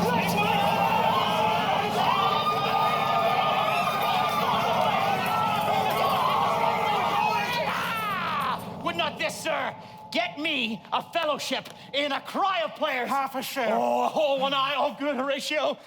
I'll take the ghost word for £1,000. Didst perceive very well, my upon the talk of the poisoning? I did very well note. Oh, my lord. Come, some music. No, the recorders, come, some music. My lord. Let us know, oh, Damon dear. Vouchsafe me a word with you. Sir, a whole history. The king, sir, Aye, sir, what of him? is in his retirement marvelous distempered. With drink, sir? No, my lord, with choler. Well, your wisdom should show itself more richer to signify this to his doctor, for me to put him into his purgation would perhaps plunge him into more choler. Yeah, no, good my lord, put your discourse into some frame, and start not so wildly from my affair. I am tame, sir, pronounce. The queen, your mother, in most great affliction of spirit, hath sent me to you. You are welcome, sir. Nay, good my lord, this courtesy is not of the right breed. If it shall please you to make me a wholesome answer. Sir, I cannot. What, my lord? Make you a wholesome answer. My wit's diseased. Let my mother, you say? Your behavior has struck her into amazement and admiration. Oh, what a wonderful son that can so astonish a mother. But is there no sequel at the heels of this mother's admiration? Impart. She desires to speak with you in her closet ere you go to bed. We shall obey were she 10 times our mother. Now, have you any further trade for us? My lord, you once did love me. And still do by these pickers and stealers. Good my lord, what is the cause of your distemper? Sir, I lack advancement. Ah, the recorders. Come, let me see one. Will you play upon this pipe? My lord, I cannot. Pray. Believe me, I cannot. I do beseech know you. no touch of it, my lord. It is as easy as lying. Govern these ventages with your fingers and thumb. Give it breath with your mouth, and it will discourse most eloquent music. Look you, these are the stops. Well, these cannot I commend to any utterance of harmony. I have not the skill. Why? What an unworthy thing you make of me. You would play upon me. You would seem to know my stops. You would pluck out the heart of my mystery. You would sound me from my lowest note to the top of my compass. And there is much music, excellent voice in this little organ, yet cannot you make it speak so blood. Do you think that I am easier to be played upon than a pipe? Call me what instrument you will, though you fret me, you cannot play upon me. God bless you, sir. My lord, the queen would speak with you, and presently. You see yonder cloud that's almost in shape of a camel? The mast is like a camel indeed. No, methinks 'tis like a weasel. It is backed like a weasel. Or like a whale. It's very like a whale. When I'll come to my mother by and by. They fool me to the top of my bent. I'll come by and by. I will say so. By and by is easily said. Leave me, friends.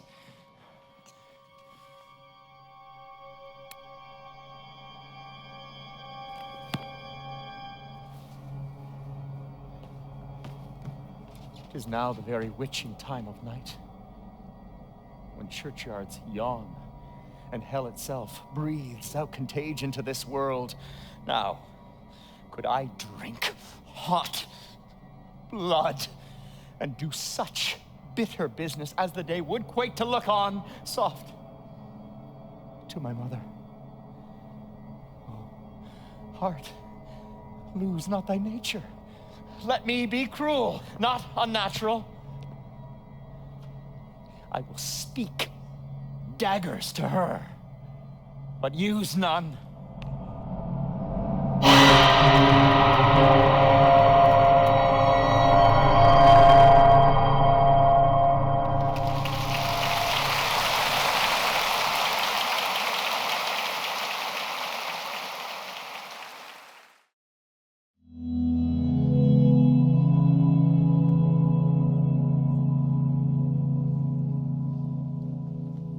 I like him not. nor stands it safe with us to let his madness range. Therefore prepare you. I your commission will forthwith dispatch, and he to England shall along with you. We will ourselves provide. Most holy and religious fear it is to keep those many, many bodies safe that live and feed upon your majesty. Majesty dies not alone, but like a gulf doth draw what's near it with it. We will haste us. My lord, he's going to his mother's closet. Behind the arras, I'll convey myself to hear the process. And as you said, and wisely was it said, 'tis meet that some more audience than a mother, since nature makes them partial, should o'erhear. Fare you well, my lord. I'll call upon you ere you go to bed and tell you what I know. Thanks, dear my lord.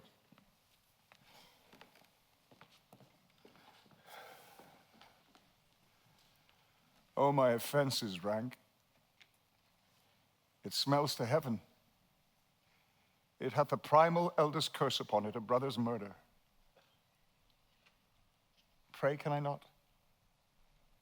Though inclination be sharp as will, my stronger guilt defeats my strong intent.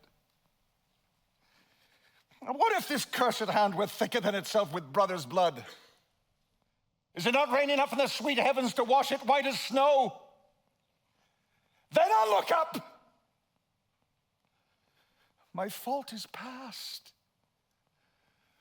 But oh, what form of prayer can serve my turn?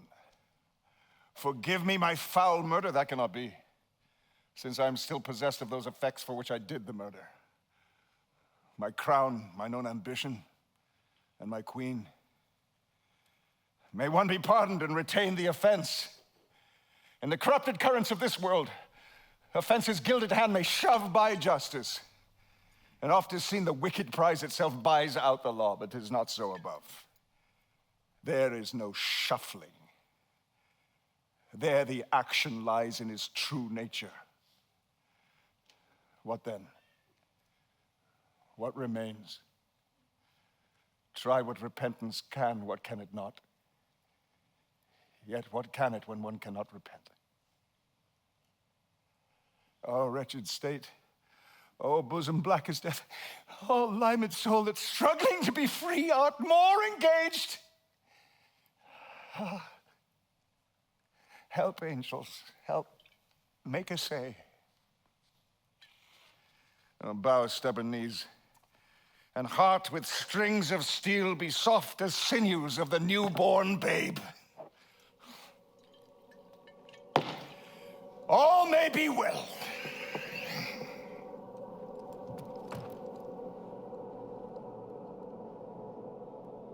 Now might I do it, Pat? Now he is a praying, and now I'll do it. And so he goes to heaven, and so I am revenged? That would be scam. A villain kills my father, and for that I, his sole son, do this same villain send to heaven? This is higher in salary, not revenge. He took my father grossly, full of bread, with all his crimes broad blown, as flush as May. And am I then revenged to take him in the purging of his soul, when he is fit and seasoned for his passage?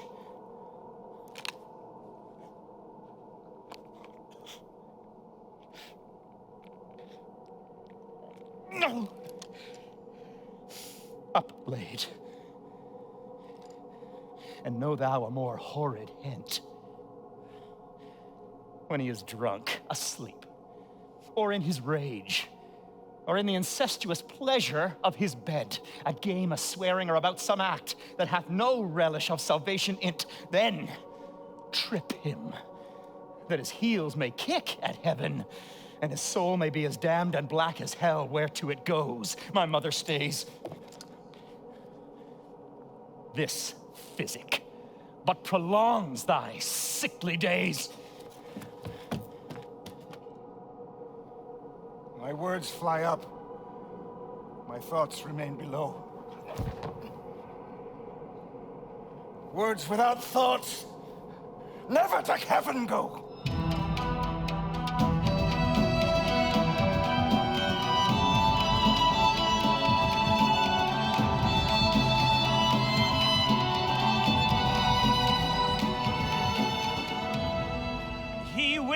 him straight.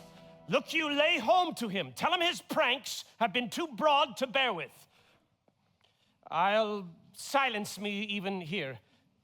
Pray you, be round. I'll warrant, fear me not. Withdraw, I hear him coming. Now, mother, what's the matter? Hamlet, thou hast thy father much offended. Mother, you have my father much offended. Come, you answer with an idle tongue. Go, go, you question with a wicked tongue. Why, how now, Hamlet? What's the matter now? Hast thou forgot me? No, by the rood, not so. You are the queen, your husband's brother's wife. And would it were not so, you are my mother. Nay then, I'll set those to you that can speak. Come and sit you down. You shall not budge. You go not till I set you up a glass where you may see the inmost part of you. Why, what wilt thou do? Thou wilt not murder me. Help, oh! But oh, hell! Oh, now? A rat! Dead for a ducat, dead! Oh, me. What hast thou done? Nay, I know not. Is it the king? I am slain.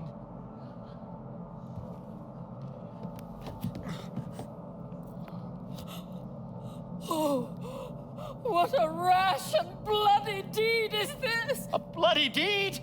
Almost as bad, good mother, as kill a king and marry with his brother. As kill a king? Aye, lady, it was my word. Oh, wretched, rash, intruding fool, farewell. I took thee for thy better. Take thy fortune. Leave wringing of your hands. Peace, sit you down. And I shall wring your heart, for so I shall, if it be made of penetrable stuff. What have I done, that thou darest wag thy tongue in noise so rude against me? Such an act that blurs the grace and blush of modesty, calls virtue hypocrite, takes the rose from the fair forehead of an innocent love and sets a blister there, makes marriage vows as false as Dicer's oaths. Ay me, what act that roars so loud and thunders in the index? Look you upon this picture, and on this, the counterfeit presentment of two brothers.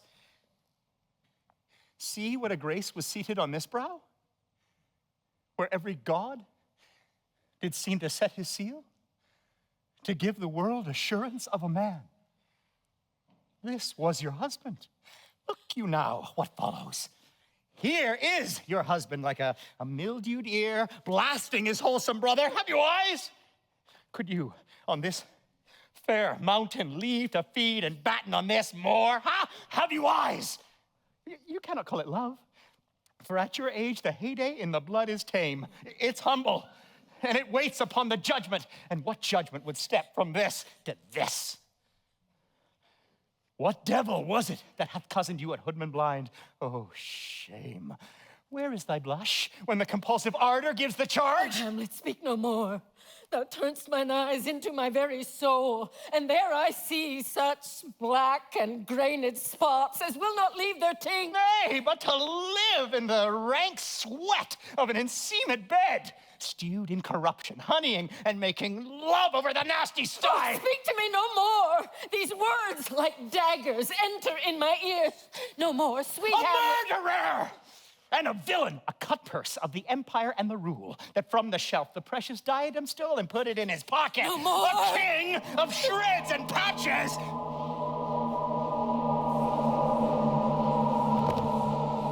Save me, and hover o'er me with your wings, you heavenly guards.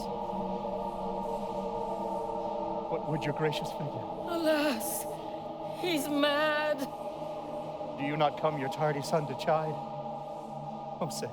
Do not forget, this visitation is but to whet thy almost blunted purpose.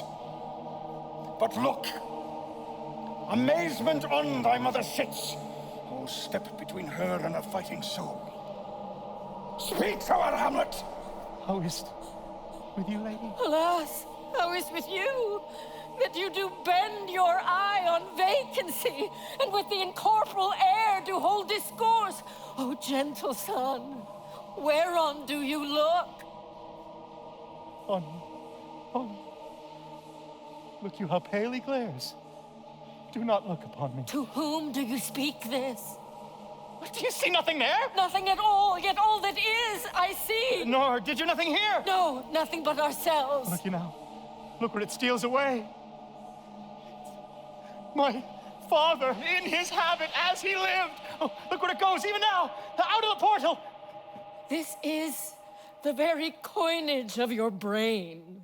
This bodiless creation ecstasy is very cunning in. My pulse as yours doth temperately keep time and makes as healthful music. It is not madness that I have uttered, O mother. For love of grace, lay not that flattering unction to your soul, that not your trespass, but my madness speaks. Confess yourself to heaven. Repent what's past. Avoid what is to come. And do not spread the compost on the weeds to make them rancor. Hamlet, thou hast cleft my heart in twain. Throw away the worser part of it and live the purer with the other half. Good night. But go not to my uncle's bed. Assume a virtue if you have it not. Refrain tonight, and it shall lend a kind of easiness to the next abstinence. So again, good night. And when you are desirous to be blessed, I'll blessing beg of you.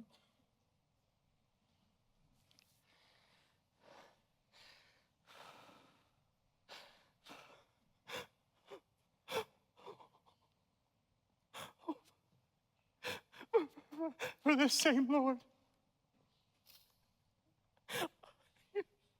I do repent. But heaven hath pleased it so to punish me with this, and this with me. So again, good night. I must be cruel only to be kind. This bad begins, and worse remains behind. What shall I do? Not this, by no means that I bid you do. Let the bloat king tempt you again to bed. Pinch wanton on your cheek, call you his mouse, and let him, for a pair of reachy kisses or paddling in your neck with his damn fingers, make you to ravel all this matter out that I essentially am not in madness, but mad in craft. Be thou assured, if words be made of breath, and breath of life, I have no life to breathe what thou hast said to me.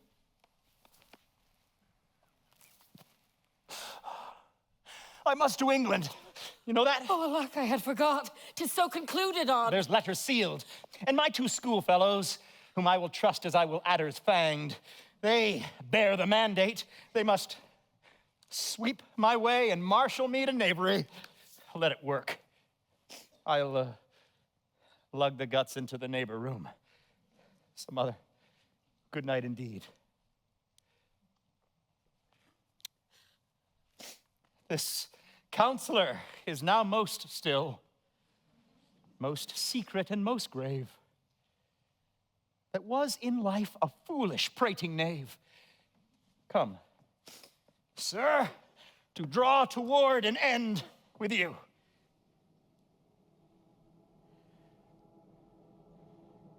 Good night, mother.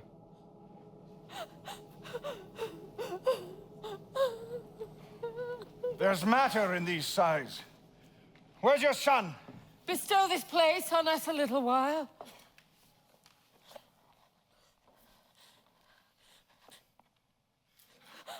Oh, my own Lord. What have I seen tonight? What, Gertrude? How does Hamlet? Mad as the sea and wind, when both contend which is the mightier. In his lawless fit, behind the arras, hearing something stir, whips out his rifle, cries, "A rat, a rat!" And in this brainish apprehension, kills the unseen good old man. Oh, heavy deed. It had been so with us had we been there. His liberty is full of threats to all, to you yourself, to us, to everyone. Alas, how shall this bloody deed be answered? It would be laid to us. But so much was our love, we would not understand what was most fit. Where's he gone? To draw apart the body he hath killed. He weeps for what is done. Oh, Gertrude, come away. The sun no sooner shall the mountains touch, but we shall ship him hence. And this vile deed we must with all our majesty and skill both countenance and excuse. Ho, Guildenstern! Friends both, Go join you with some further aid. Hamlet in madness hath Polonius slain, and from his mother's closet hath he dragged him. Go seek him out. Speak fair, and bring the body into the chapel. I pray you haste in this. Oh, Gertrude, come away. My soul is full of discord and dismay. Safely stowed. My lord Hamlet! My lord! Soft, what noise? Who calls on Hamlet? Ah, here they come. What have you done, my lord, with the dead body? I compounded it with dust whereto 'tis kin. Tell us where 'tis, that we may take it thence and bear it to the chapel. Oh, do not believe it. Believe what? That I can keep your counsel and not mine own besides. To be demanded of a sponge. What replication should be made by the son of a king? Take you me for a sponge, my lord? Aye, truly. That soaks up the king's countenance, his rewards, his authorities. He keeps you like an ape in the corner of his jaw. And when he needs what you have gleaned, it is but squeezing you in sponge, you shall be dry again. I understand you not, my lord. I'm glad of it. My lord, you must tell us where the body is and go with us to the king. The body is with the king, but the king is not with the body. The king is a thing. A thing, my lord? Of no thing. Bring me to him. Like fox and all after! Bring him before us.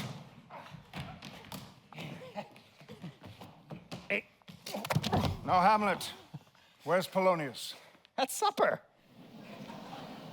At supper, where? Well, not where he eats, but where he is eaten. A certain convocation of politic worms re-enact him. Your worm is your only emperor for diet. We fat all creatures else to fat us, and we fat ourselves for maggots.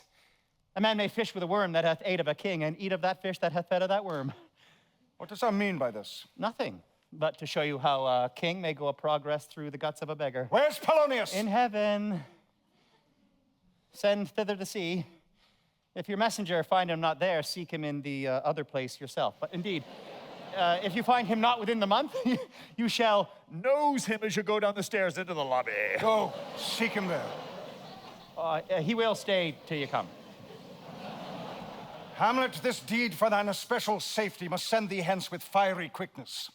Therefore, prepare thyself for England. For England? Aye, Hamlet. Oh, good. So is it, if thou knewest our purposes. I see a cherub that sees him, but come, for England. Farewell, dear mother. Thy loving father, Hamlet. My mother. Father and mother is man and wife. Man and wife is one flesh, and so, my mother.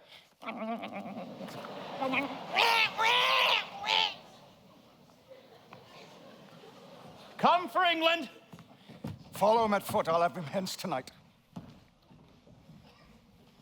And England, if my love thou hold'st at aught, thou must heed our sovereign process, which imports at full by letters congruing the present death of Hamlet.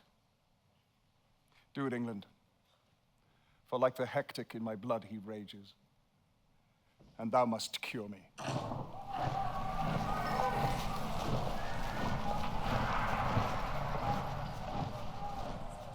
Go, Captain. From me greet the Danish king. Tell him that by his license, Fortinbras craves the conveyance of a promised march over his kingdom. You know the rendezvous. If that his majesty would aught with us, we shall express our duty in his eye and let him know so. I will do it, my lord. Go. Softly on. Sir. Whose powers are these? They are of Norway, sir. How purpose, sir, I pray you? Against some part of Poland. Who commands them, sir? The nephew to old Norway, Fortinbras. Goes it against the main of Poland or for some frontier? We go to gain a little patch of ground that hath in it no profit but the name. To pay 5 ducats? 5? I would not farm it. Then the Polak never will defend it. Yes, it is already garrisoned. I humbly thank you, sir. God by you, sir! Will it please you go, my lord? I'll be with you straight. Go a little before.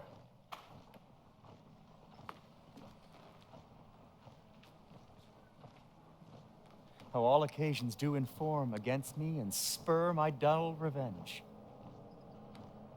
What is a man? If his chief good and market of his time be but to sleep and feed. A beast, no more. Sure, he that made us with such large discourse looking before and after, gave us not that capability, and God-like reason to fust in us unused.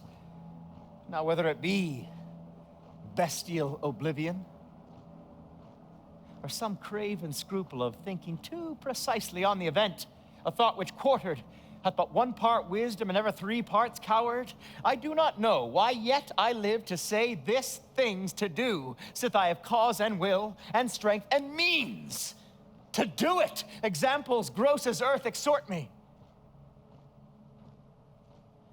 Witness this army of such mass and charge, led by a delicate and tender prince, whose spirit, with divine ambition puffed, makes mouths at the invisible event, exposing what is mortal and unsure to all that fortune, death, and danger dare, even for an eggshell. Rightly to be great is not to stir without great argument, but greatly to find quarrel in a straw when honor's at the stake. How stand I then, that have a father killed, a mother stained, excitements of my reason and my blood, and let all sleep, whilst to my shame I see the imminent death of 20,000 men that for a fantasy and trick of fame go to their graves like beds, fight for a plot whereon the numbers cannot try the cause, which is not tomb enough and continent to hide the slain.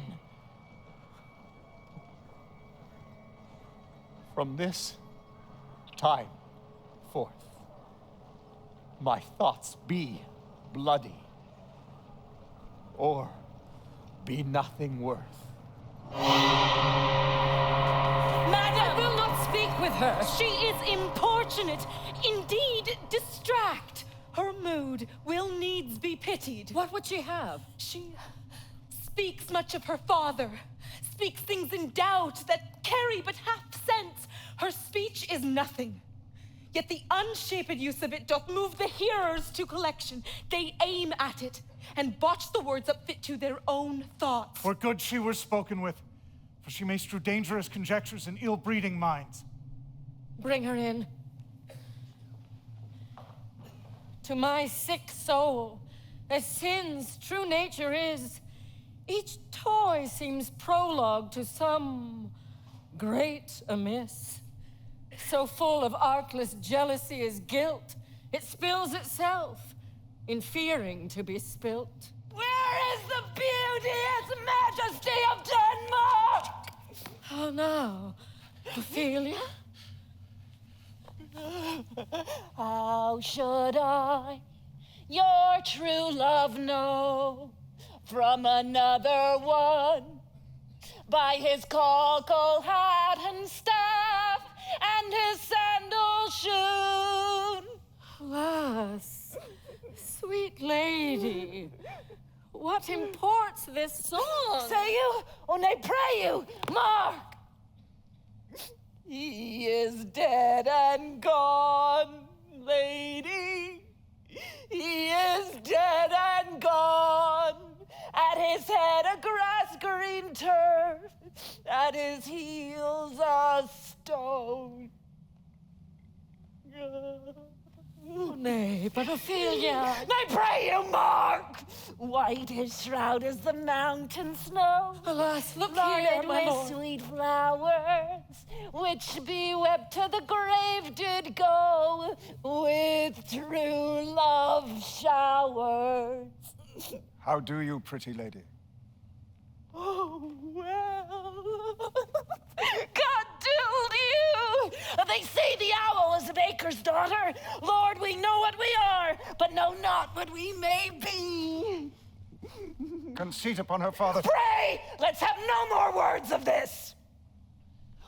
But when they ask you what it means, say you this: tomorrow is St. Valentine's Day. All in the morning betide, and I am made at your window to be your Valentine. Then up He rose and donned his clothes and upped the chamber door. Let in the maid, then out a maid, never departed more. Pretty Ophelia! Indeed, law, without an oath, I'll make an end on't. By Diz and by Saint Charity, alack and fight for shame. Young men will do it if they come to it. By cock, they are to blame. Quoth she, before you tumble to me, you promised me to wed. He answers, so would I had done by yonder sun, if thou had not come to my bed. How long has she been thus?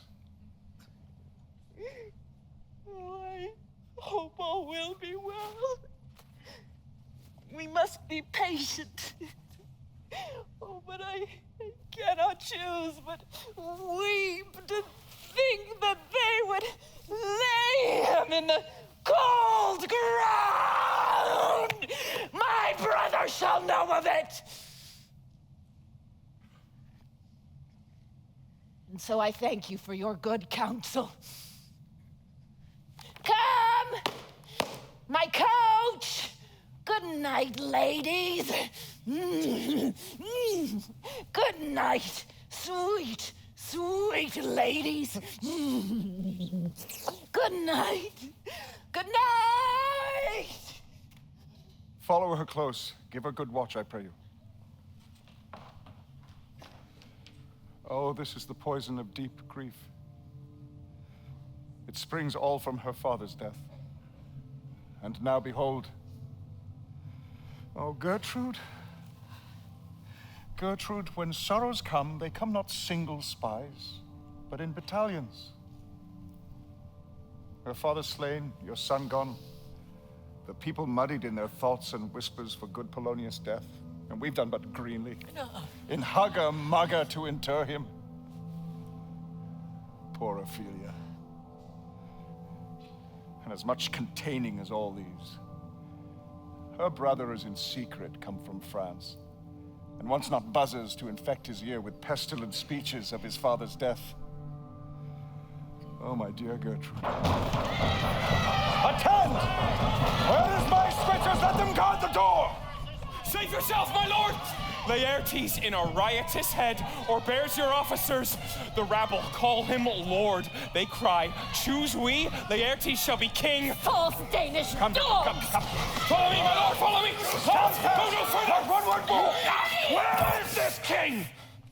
Sir, stand you all without. No, my lord! I pray you, give me leave. We will, my lord. I thank you. Keep the door.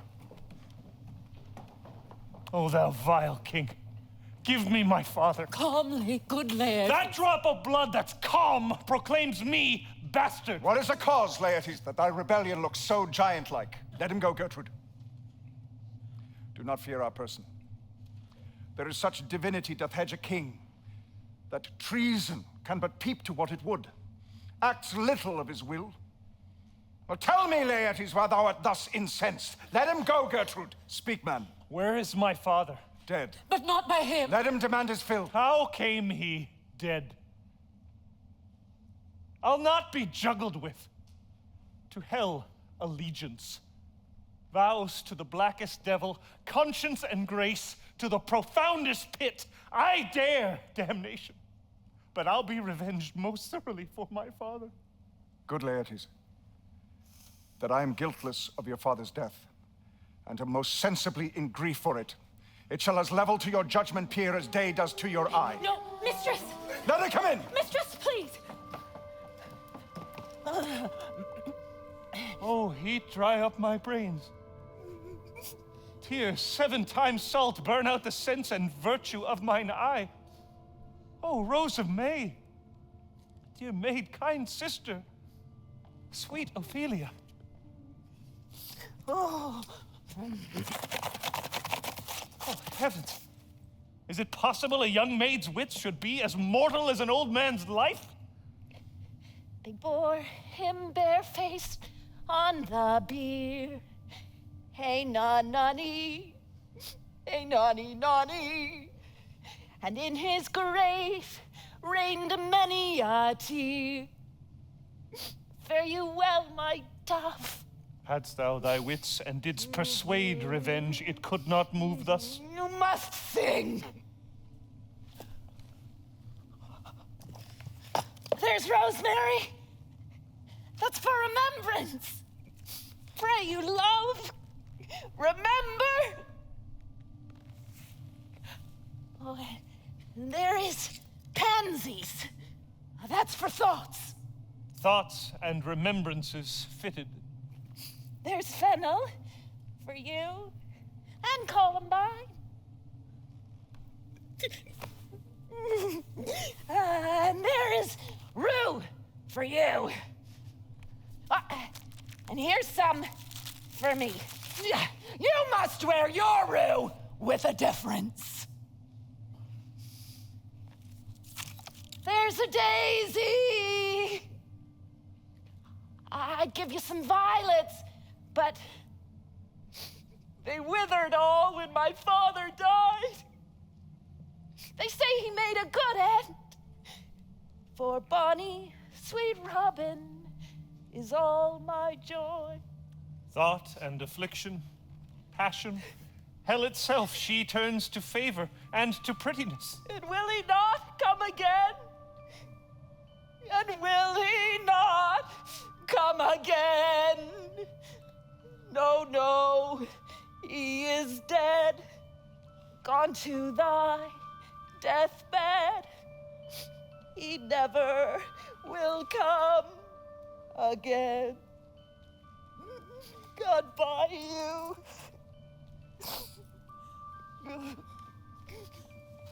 Do you see this? Oh, God. Laertes, I must commune with your grief. Make choice of whom your wisest friends you will, and they shall hear and judge twixt you and me. If by direct or by collateral hand they find us touched, we will our kingdom give.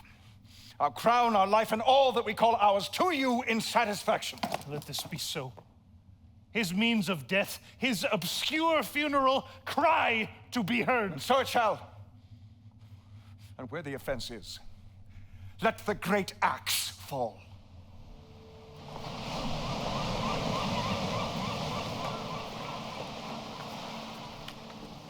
God bless you, sir. Let him bless thee too. There's a letter for you, sir. It came from the ambassador that was bound for England. If your name be Horatio, as I am led to know it is. Horatio, give these fellows some means to the king. They have letters for him. Ere we were 2 days at sea, a pirate of very warlike appointment gave us chase. Finding ourselves too slow of sail, we put on a compelled valor, and in the grapple I boarded them. On the instant they got clear of our ship, so I alone became their prisoner. They have dealt with me like thieves of mercy, but they knew what they did. I am to do a turn for them. Let the king have the letters I have sent, and repair thou to me with as much speed as thou wouldst fly death. Farewell, Hamlet. Come. Now must your conscience my acquittance seal, and you must put me in your heart for friend. Sith you have heard, and with a knowing ear, that he which hath your noble father slain pursued my life. It well appears. But tell me why you proceeded not against these faults. The queen, his mother, lives almost by his looks. And for myself, my virtue or my plague, she is so conjunctive to my life and soul that as the star moves not but in his sphere, I could not but by her. The other motive is the great love that general gender bear him. And so have I a noble father lost, a sister driven to desperate terms. But my revenge will come. Break not your sleeps for that. My lord. What news? This to your majesty. This to the queen.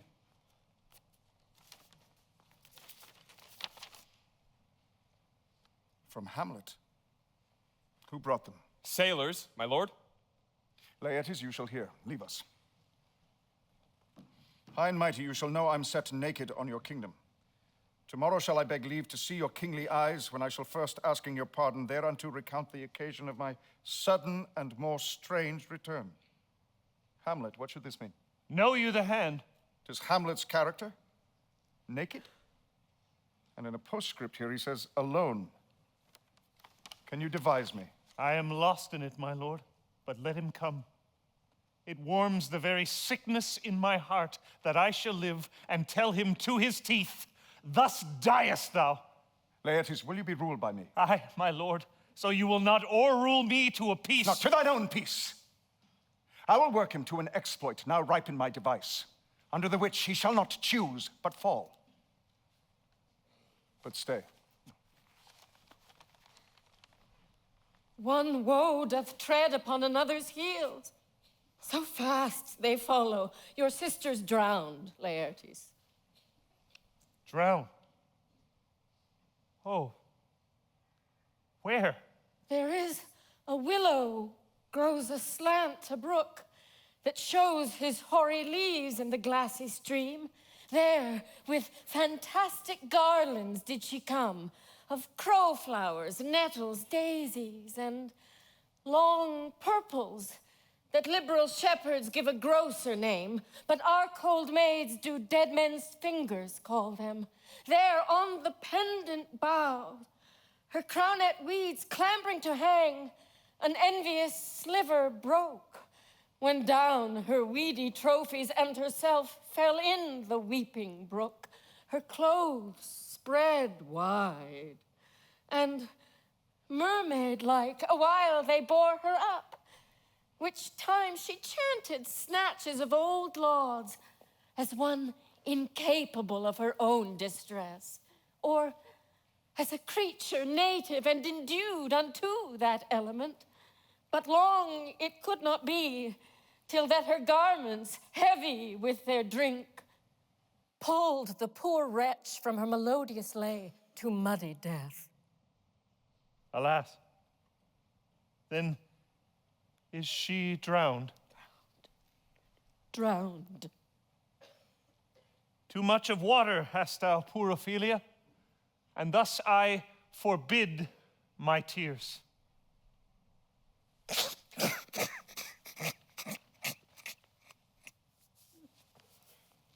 Adieu, my lord. I have a speech of fire that fain would blaze, but that this folly drowns it. Let's follow Gertrude. How much I had to do to calm his rage. Now fear I this will give it start again. Therefore let's follow him.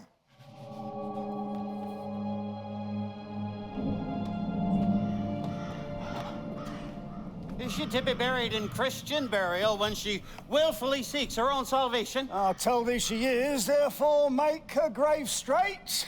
The coroner has sat on her and finds it Christian burial. But how can that be, unless she drowned herself in her own defense? 'Tis found so. It must be, si offendendo, it cannot be else. For here lies the point. If I drown myself wittingly, it argues an act. Argle, she drowned herself wittingly. Nay, but hear you, good man Delver. Give me leave. Here lies the water. Good. Here stands the man. Good. Now, if the man go to this water and drown himself, willy-nilly he goes, mark of that. But if the water come to him and drown him, he drowns not himself. Argle, he that is not guilty of his own death shortens not his own life. But is this law? There it is. Coroner's quest law. Now, will you have the truth on't? If this had not been a gentlewoman, she should have been buried out of Christian burial. Oh, there thou hast it. Come, my spade. There is no ancient gentleman but gardeners, ditchers, and grave makers. They hold up Adam's profession. Was he a gentleman? First that e'er bore arms. Why, he had none. Art a heathen? How dost thou understand the scripture? The scripture says Adam digged. Could he dig without arms? Well, let's see another question. Go to. What is he that builds stronger than a mason, shipwright, or a carpenter? The gallows maker. For that frame outlives 1,000 tenants. I like thy wit well, but to it again, come. Who builds stronger than a mason? A shipwright or a carpenter? Tell me that and unyoke. Marry, now I can tell. To it. Mass, I cannot tell. I'll cudgel thy brains no more about it, but when you're asked this question again, say, a grave maker, for the houses he builds last until doomsday. Go, fetch us another stoop of liquor.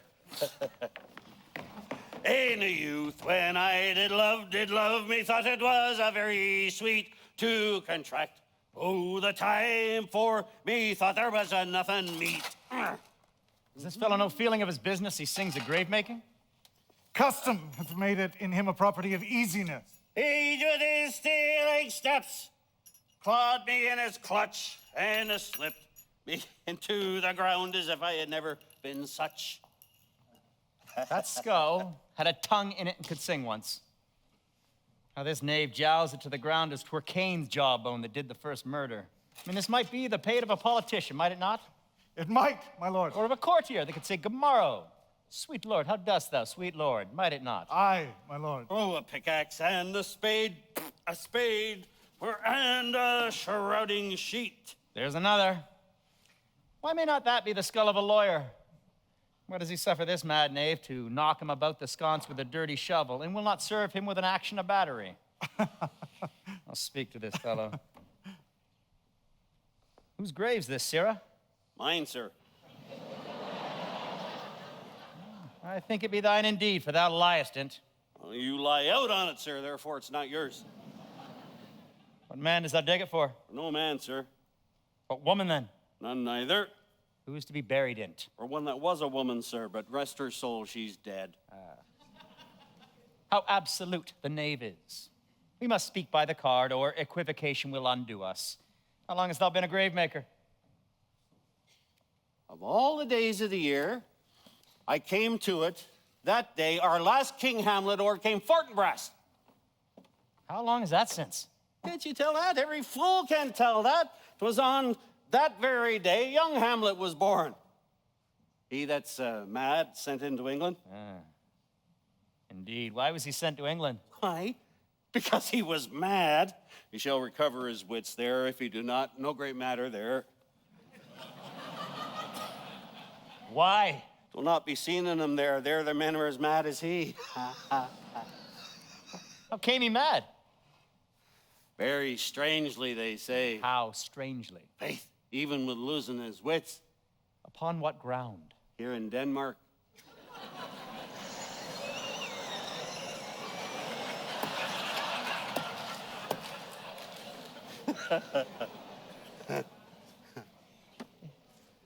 How long will a man lie in the earth ere he rot? Oh, if he be not rotten before he die, he'll last you 8 years, 9 years. A tanner will last you 9 years. Why he more than another? Well, face sir, his hide is so tanned with his trade it keeps out the water a good while, and your water is a sore care of your horse and dead body. Here is a skull, sir. Laying in here some 23 years. Whose was it? Horse and mad fellow he was, sir. Who do you think he was? Nay, I know not. Pestilence on him for a mad road. Poured a flag and a renish on my head once. The same skull, sir, was Yorick's skull, the king's jester. What, this? Be not.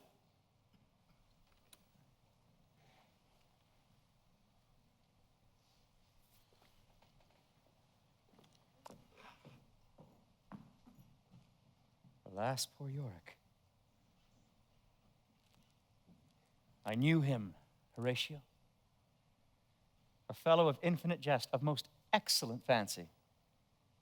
God, he hath bore me on his back 1,000 times, and now.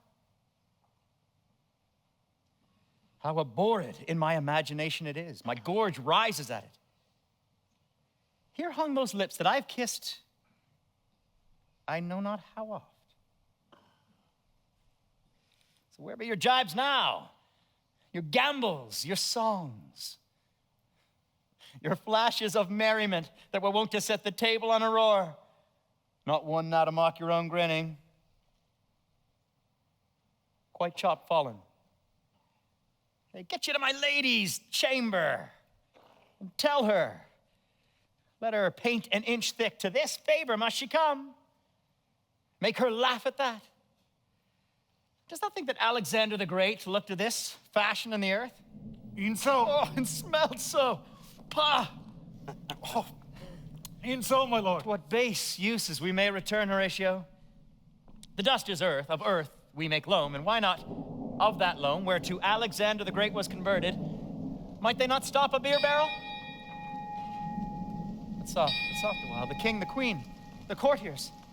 Who is this they follow with such maimed rites? This doth betoken the course they follow did with desperate hand fordo it on life.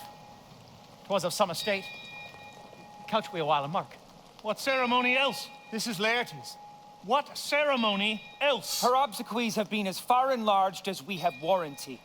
Her death was doubtful, and but that great command o'ersways the order, she should in ground unsanctified be lodged. Must there no more be done? No more be done. We should profane the service of the dead to sing sage requiem and such rest to her as to peace-parted souls. Lay her in the earth. And from her fair, unpolluted flesh may violets spring. I tell thee, churlish priest, a ministering angel shall my sister be when thou liest howling. What? The fair Ophelia? Sweets to the sweet farewell. I hope thou shouldst have been my Hamlet's wife. I thought thy bride bed to have decked, sweet maid, not to have strewed thy grave. Hold off the earth a while, till I have caught her once more in my arms.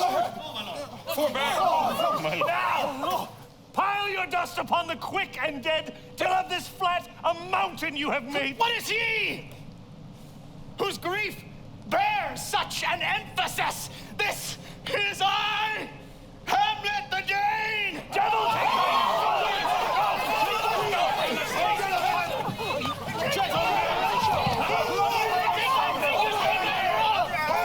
Good my lord, be quiet. I will fight with him upon this theme until my eyelids no longer wag. Oh, my son, on what theme?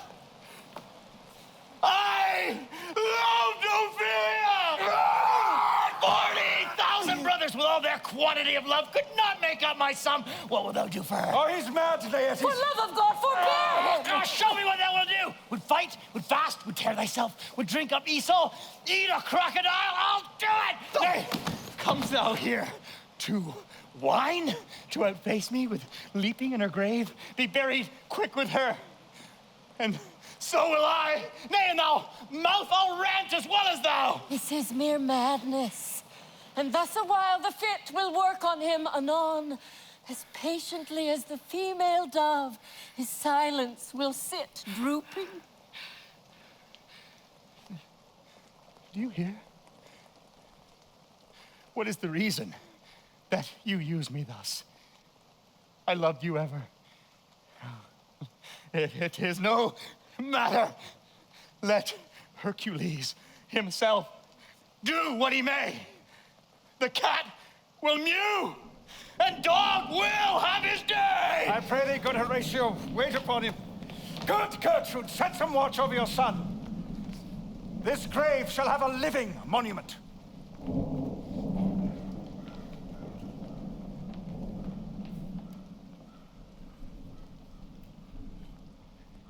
Laertes, was your father dear to you? Or are you like the painting of a sorrow, a face without a heart? Why ask you this? What would you undertake to show yourself indeed your father's son more than in word? To cut his throat in the church. No place indeed should murder sanctuarize.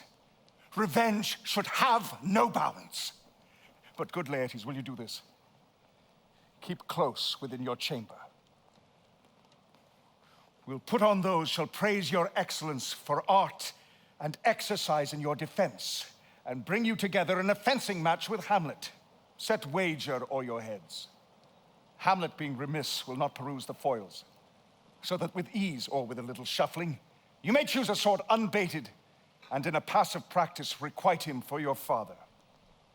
I'll do it. And to that purpose, I'll anoint my sword.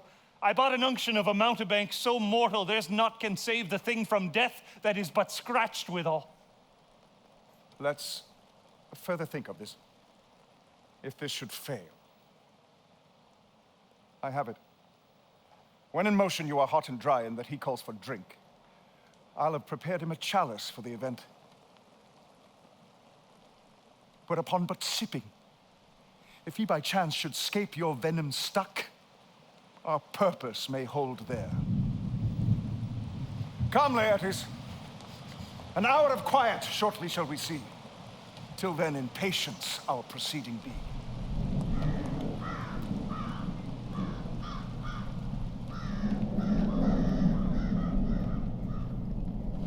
Do you remember all the circumstance? Remember it, my lord. Sir, in my heart there was a kind of fighting that would not let me sleep. Methought I lay worse than the mutineers in shackles. Rashly, and praised be rashness for it. Let us know. Our indiscretion sometimes serves us well when our deep plots do pall, and that should learn us. There's a divinity that shapes our ends, rough hew them how he will. That is most certain. Up from my cabin, my sea gown scarfed about me. In the dark, groped I to find out them, had my desire, fingered their packet, and in fine withdrew to my own room again, making so bold to unseal their grand commission, where I found, Horatio, royal knavery, an exact command my head should be struck off. It's possible. Here's the commission. Read it at more leisure. But wilt thou hear now how I did proceed? I beseech you. I sat me down, devised a new commission, wrote it fair. Wilt thou hear the effect of what I wrote? Aye, good my lord. An earnest conjuration from the king, as England was his faithful tributary, that on the view and knowing of these contents, he should those bearers put to sudden death, not shriving time allowed. So Guildenstern and Rosencrantz, go to't. Man, they did make love to this employment. They are not near my conscience. Their defeat does by their own insinuation grow. Why, what a king is this? He that hath killed my king and whored my mother, popped in between the election and my hopes. Is it not perfect conscience to quit him with this arm? And is it not to be damned to let this canker of our nature come in further evil? It must be shortly known to him from England what is the issue of the business there. Oh, it will be short. The interim is mine. But I am very sorry, good Horatio, that to Laertes I forgot myself. For by the image of my cause, I see the portraiture of his. Peace. Who comes here? Your lordship is right welcome back to Denmark. Why, humbly, thank you, sir. Dost know this waterfly? No, good my lord. Thy state is the more gracious. 'Tis a vice to know him. He hath much land and fertile. 'Tis a chuff, but as I say, spacious in the possession of dirt. Sweet lord, if your lordship were at leisure, I should impart a thing to you from his majesty. I will receive it, sir, with all diligence of spirit. Your bonnet to its right use. 'Tis for the head. I thank your lordship. It is very hot. Oh, believe me, it's very cold. The wind is northerly. It is indifferent cold, my lord, indeed. And yet methinks 'tis very hot and sultry for my complexion. Exceedingly, my lord. It is very sultry, as 'twere... I cannot tell how. My lord, his majesty bade me signify to you that he has laid a great wager on your head. Sir, this is the matter. I do beseech you, sir, remember Nay, it. good my lord, for my ease. In good faith. Sir, here is newly come to court Laertes. Believe me, an absolute gentleman, full of most excellent differences, a very soft society and great showing. Sir, his definement suffers no perdition in you, though I know to divide him inventorially would dozy the arithmetic of memory. Your lordship speaks most infallibly of him. The concernancy, sir. Sir? What imports the nomination of this gentleman? Of Laertes? Of him, sir. You are not ignorant of what excellence Laertes is. I mean, sir, for his weapon. What's his weapon? Rapier and dagger. That's two of his weapons, but well.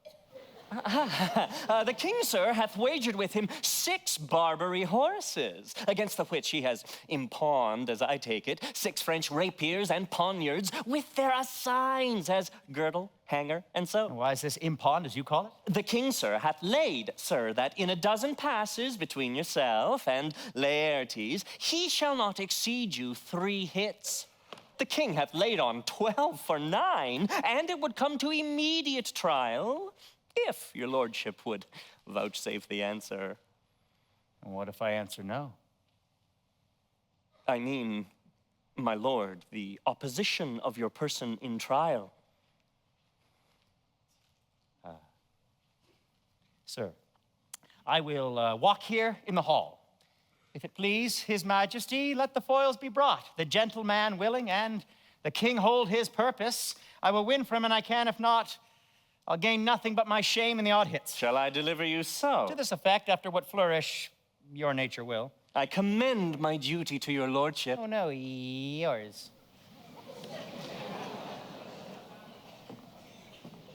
You will lose, my lord. I do not think so.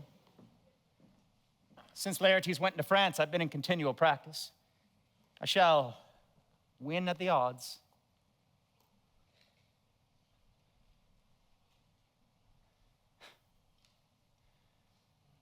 Thou wouldst not think how ill all's here about my heart.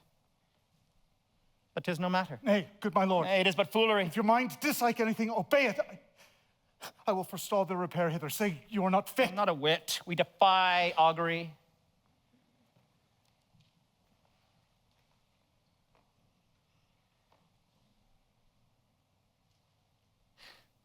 There is special providence in the fall of a sparrow. If it be now, 'tis not to come. If it be not to come, it will be now. If it be not now, yet it will come. The readiness is all let be.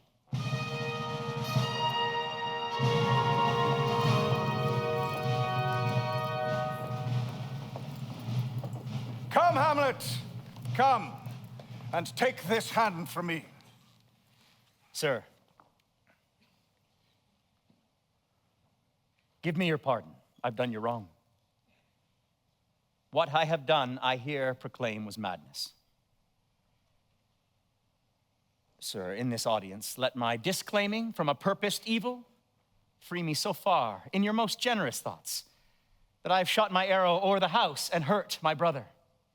I am satisfied in nature, but in my terms of honor I stand aloof and will no reconcilement till I may have a precedent of peace to keep my name ungored.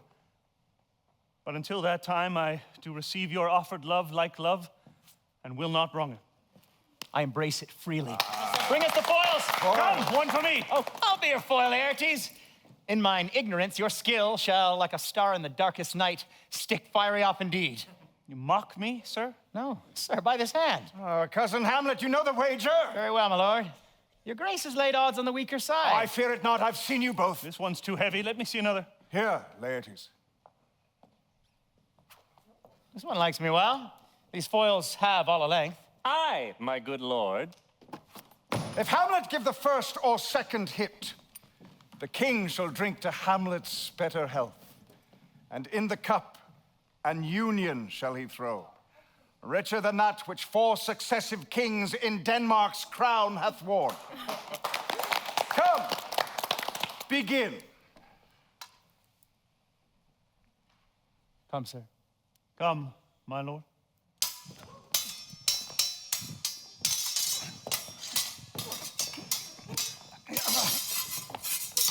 What? No! Judgment. A hit! A very palpable hit! Well, again! Hey, give me drink. Hamlet, this pearl is thine. Here's to your health. Give him the cup. I'll play this bout first. Hold it off a while. Come. Sir. Another hit, what say you? I do confess it. Oh, son shall win. He's fat and scant of breath. Oh, here, Hamlet, take my napkin, rub thy brow. The queen carouses to thy fortune, Hamlet. Good, madam. Gertrude! Do not drink. I will, my lord. I pray you. Pardon me. To the Queen's health. I dare not drink yet, madam. By and by. Come, let me wipe thy face. My lord, I'll hit him now. Oh, I do not think. And yet 'tis almost against my conscience. Come for a third, Laertes. You do but dally. I pray you pass with your best violence. I'm afeard you make a wanton of me. Say you so. Come on. Nothing neither way. Have at you now. Bad form! Hurt them, they are incensed!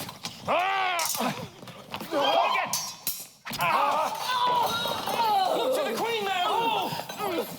Where's Laertes? I am killed by my own treachery. What does the Queen? She swoons to see them bleed! No, no, the drink. The drink. Oh, my dear Hamlet, the drink. The drink. I am poisoned. Villainy! Let the door be locked! Treachery, seek it out!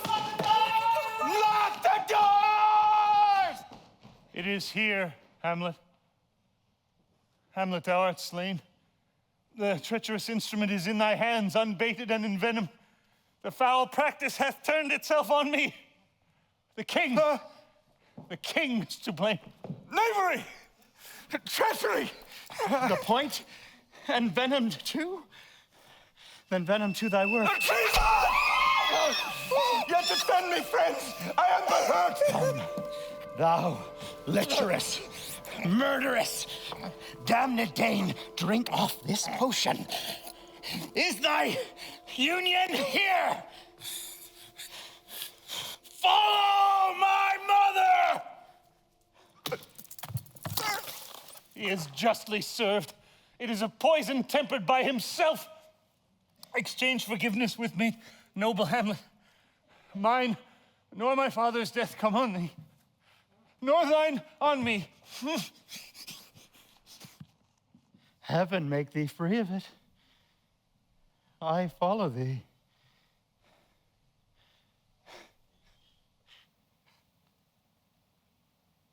I am dead, Horatio. Wretched queen. Adieu.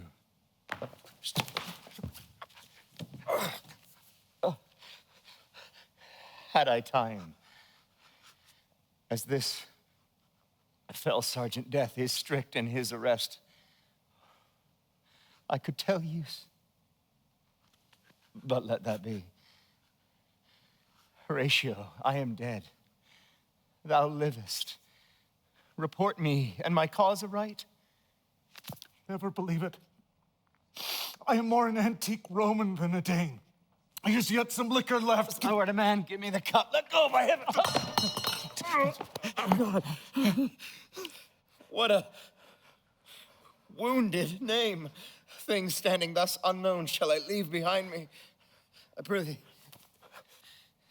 if thou didst ever hold me in thy heart, absent thee from felicity a while, and in this harsh world, draw thy breath in pain to tell my story? What warlike noise is this?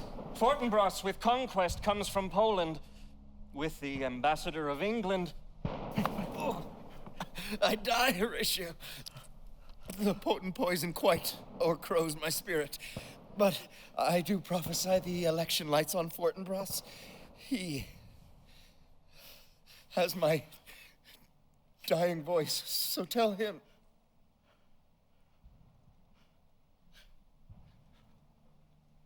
The rest is silence.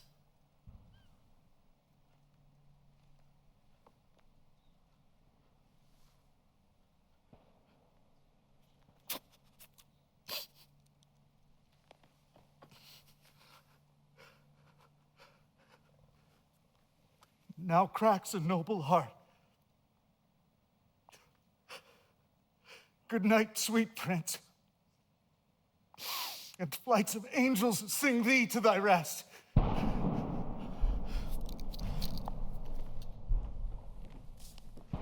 O proud death, what feast is toward in thine eternal cell? Our fares from England are come too late.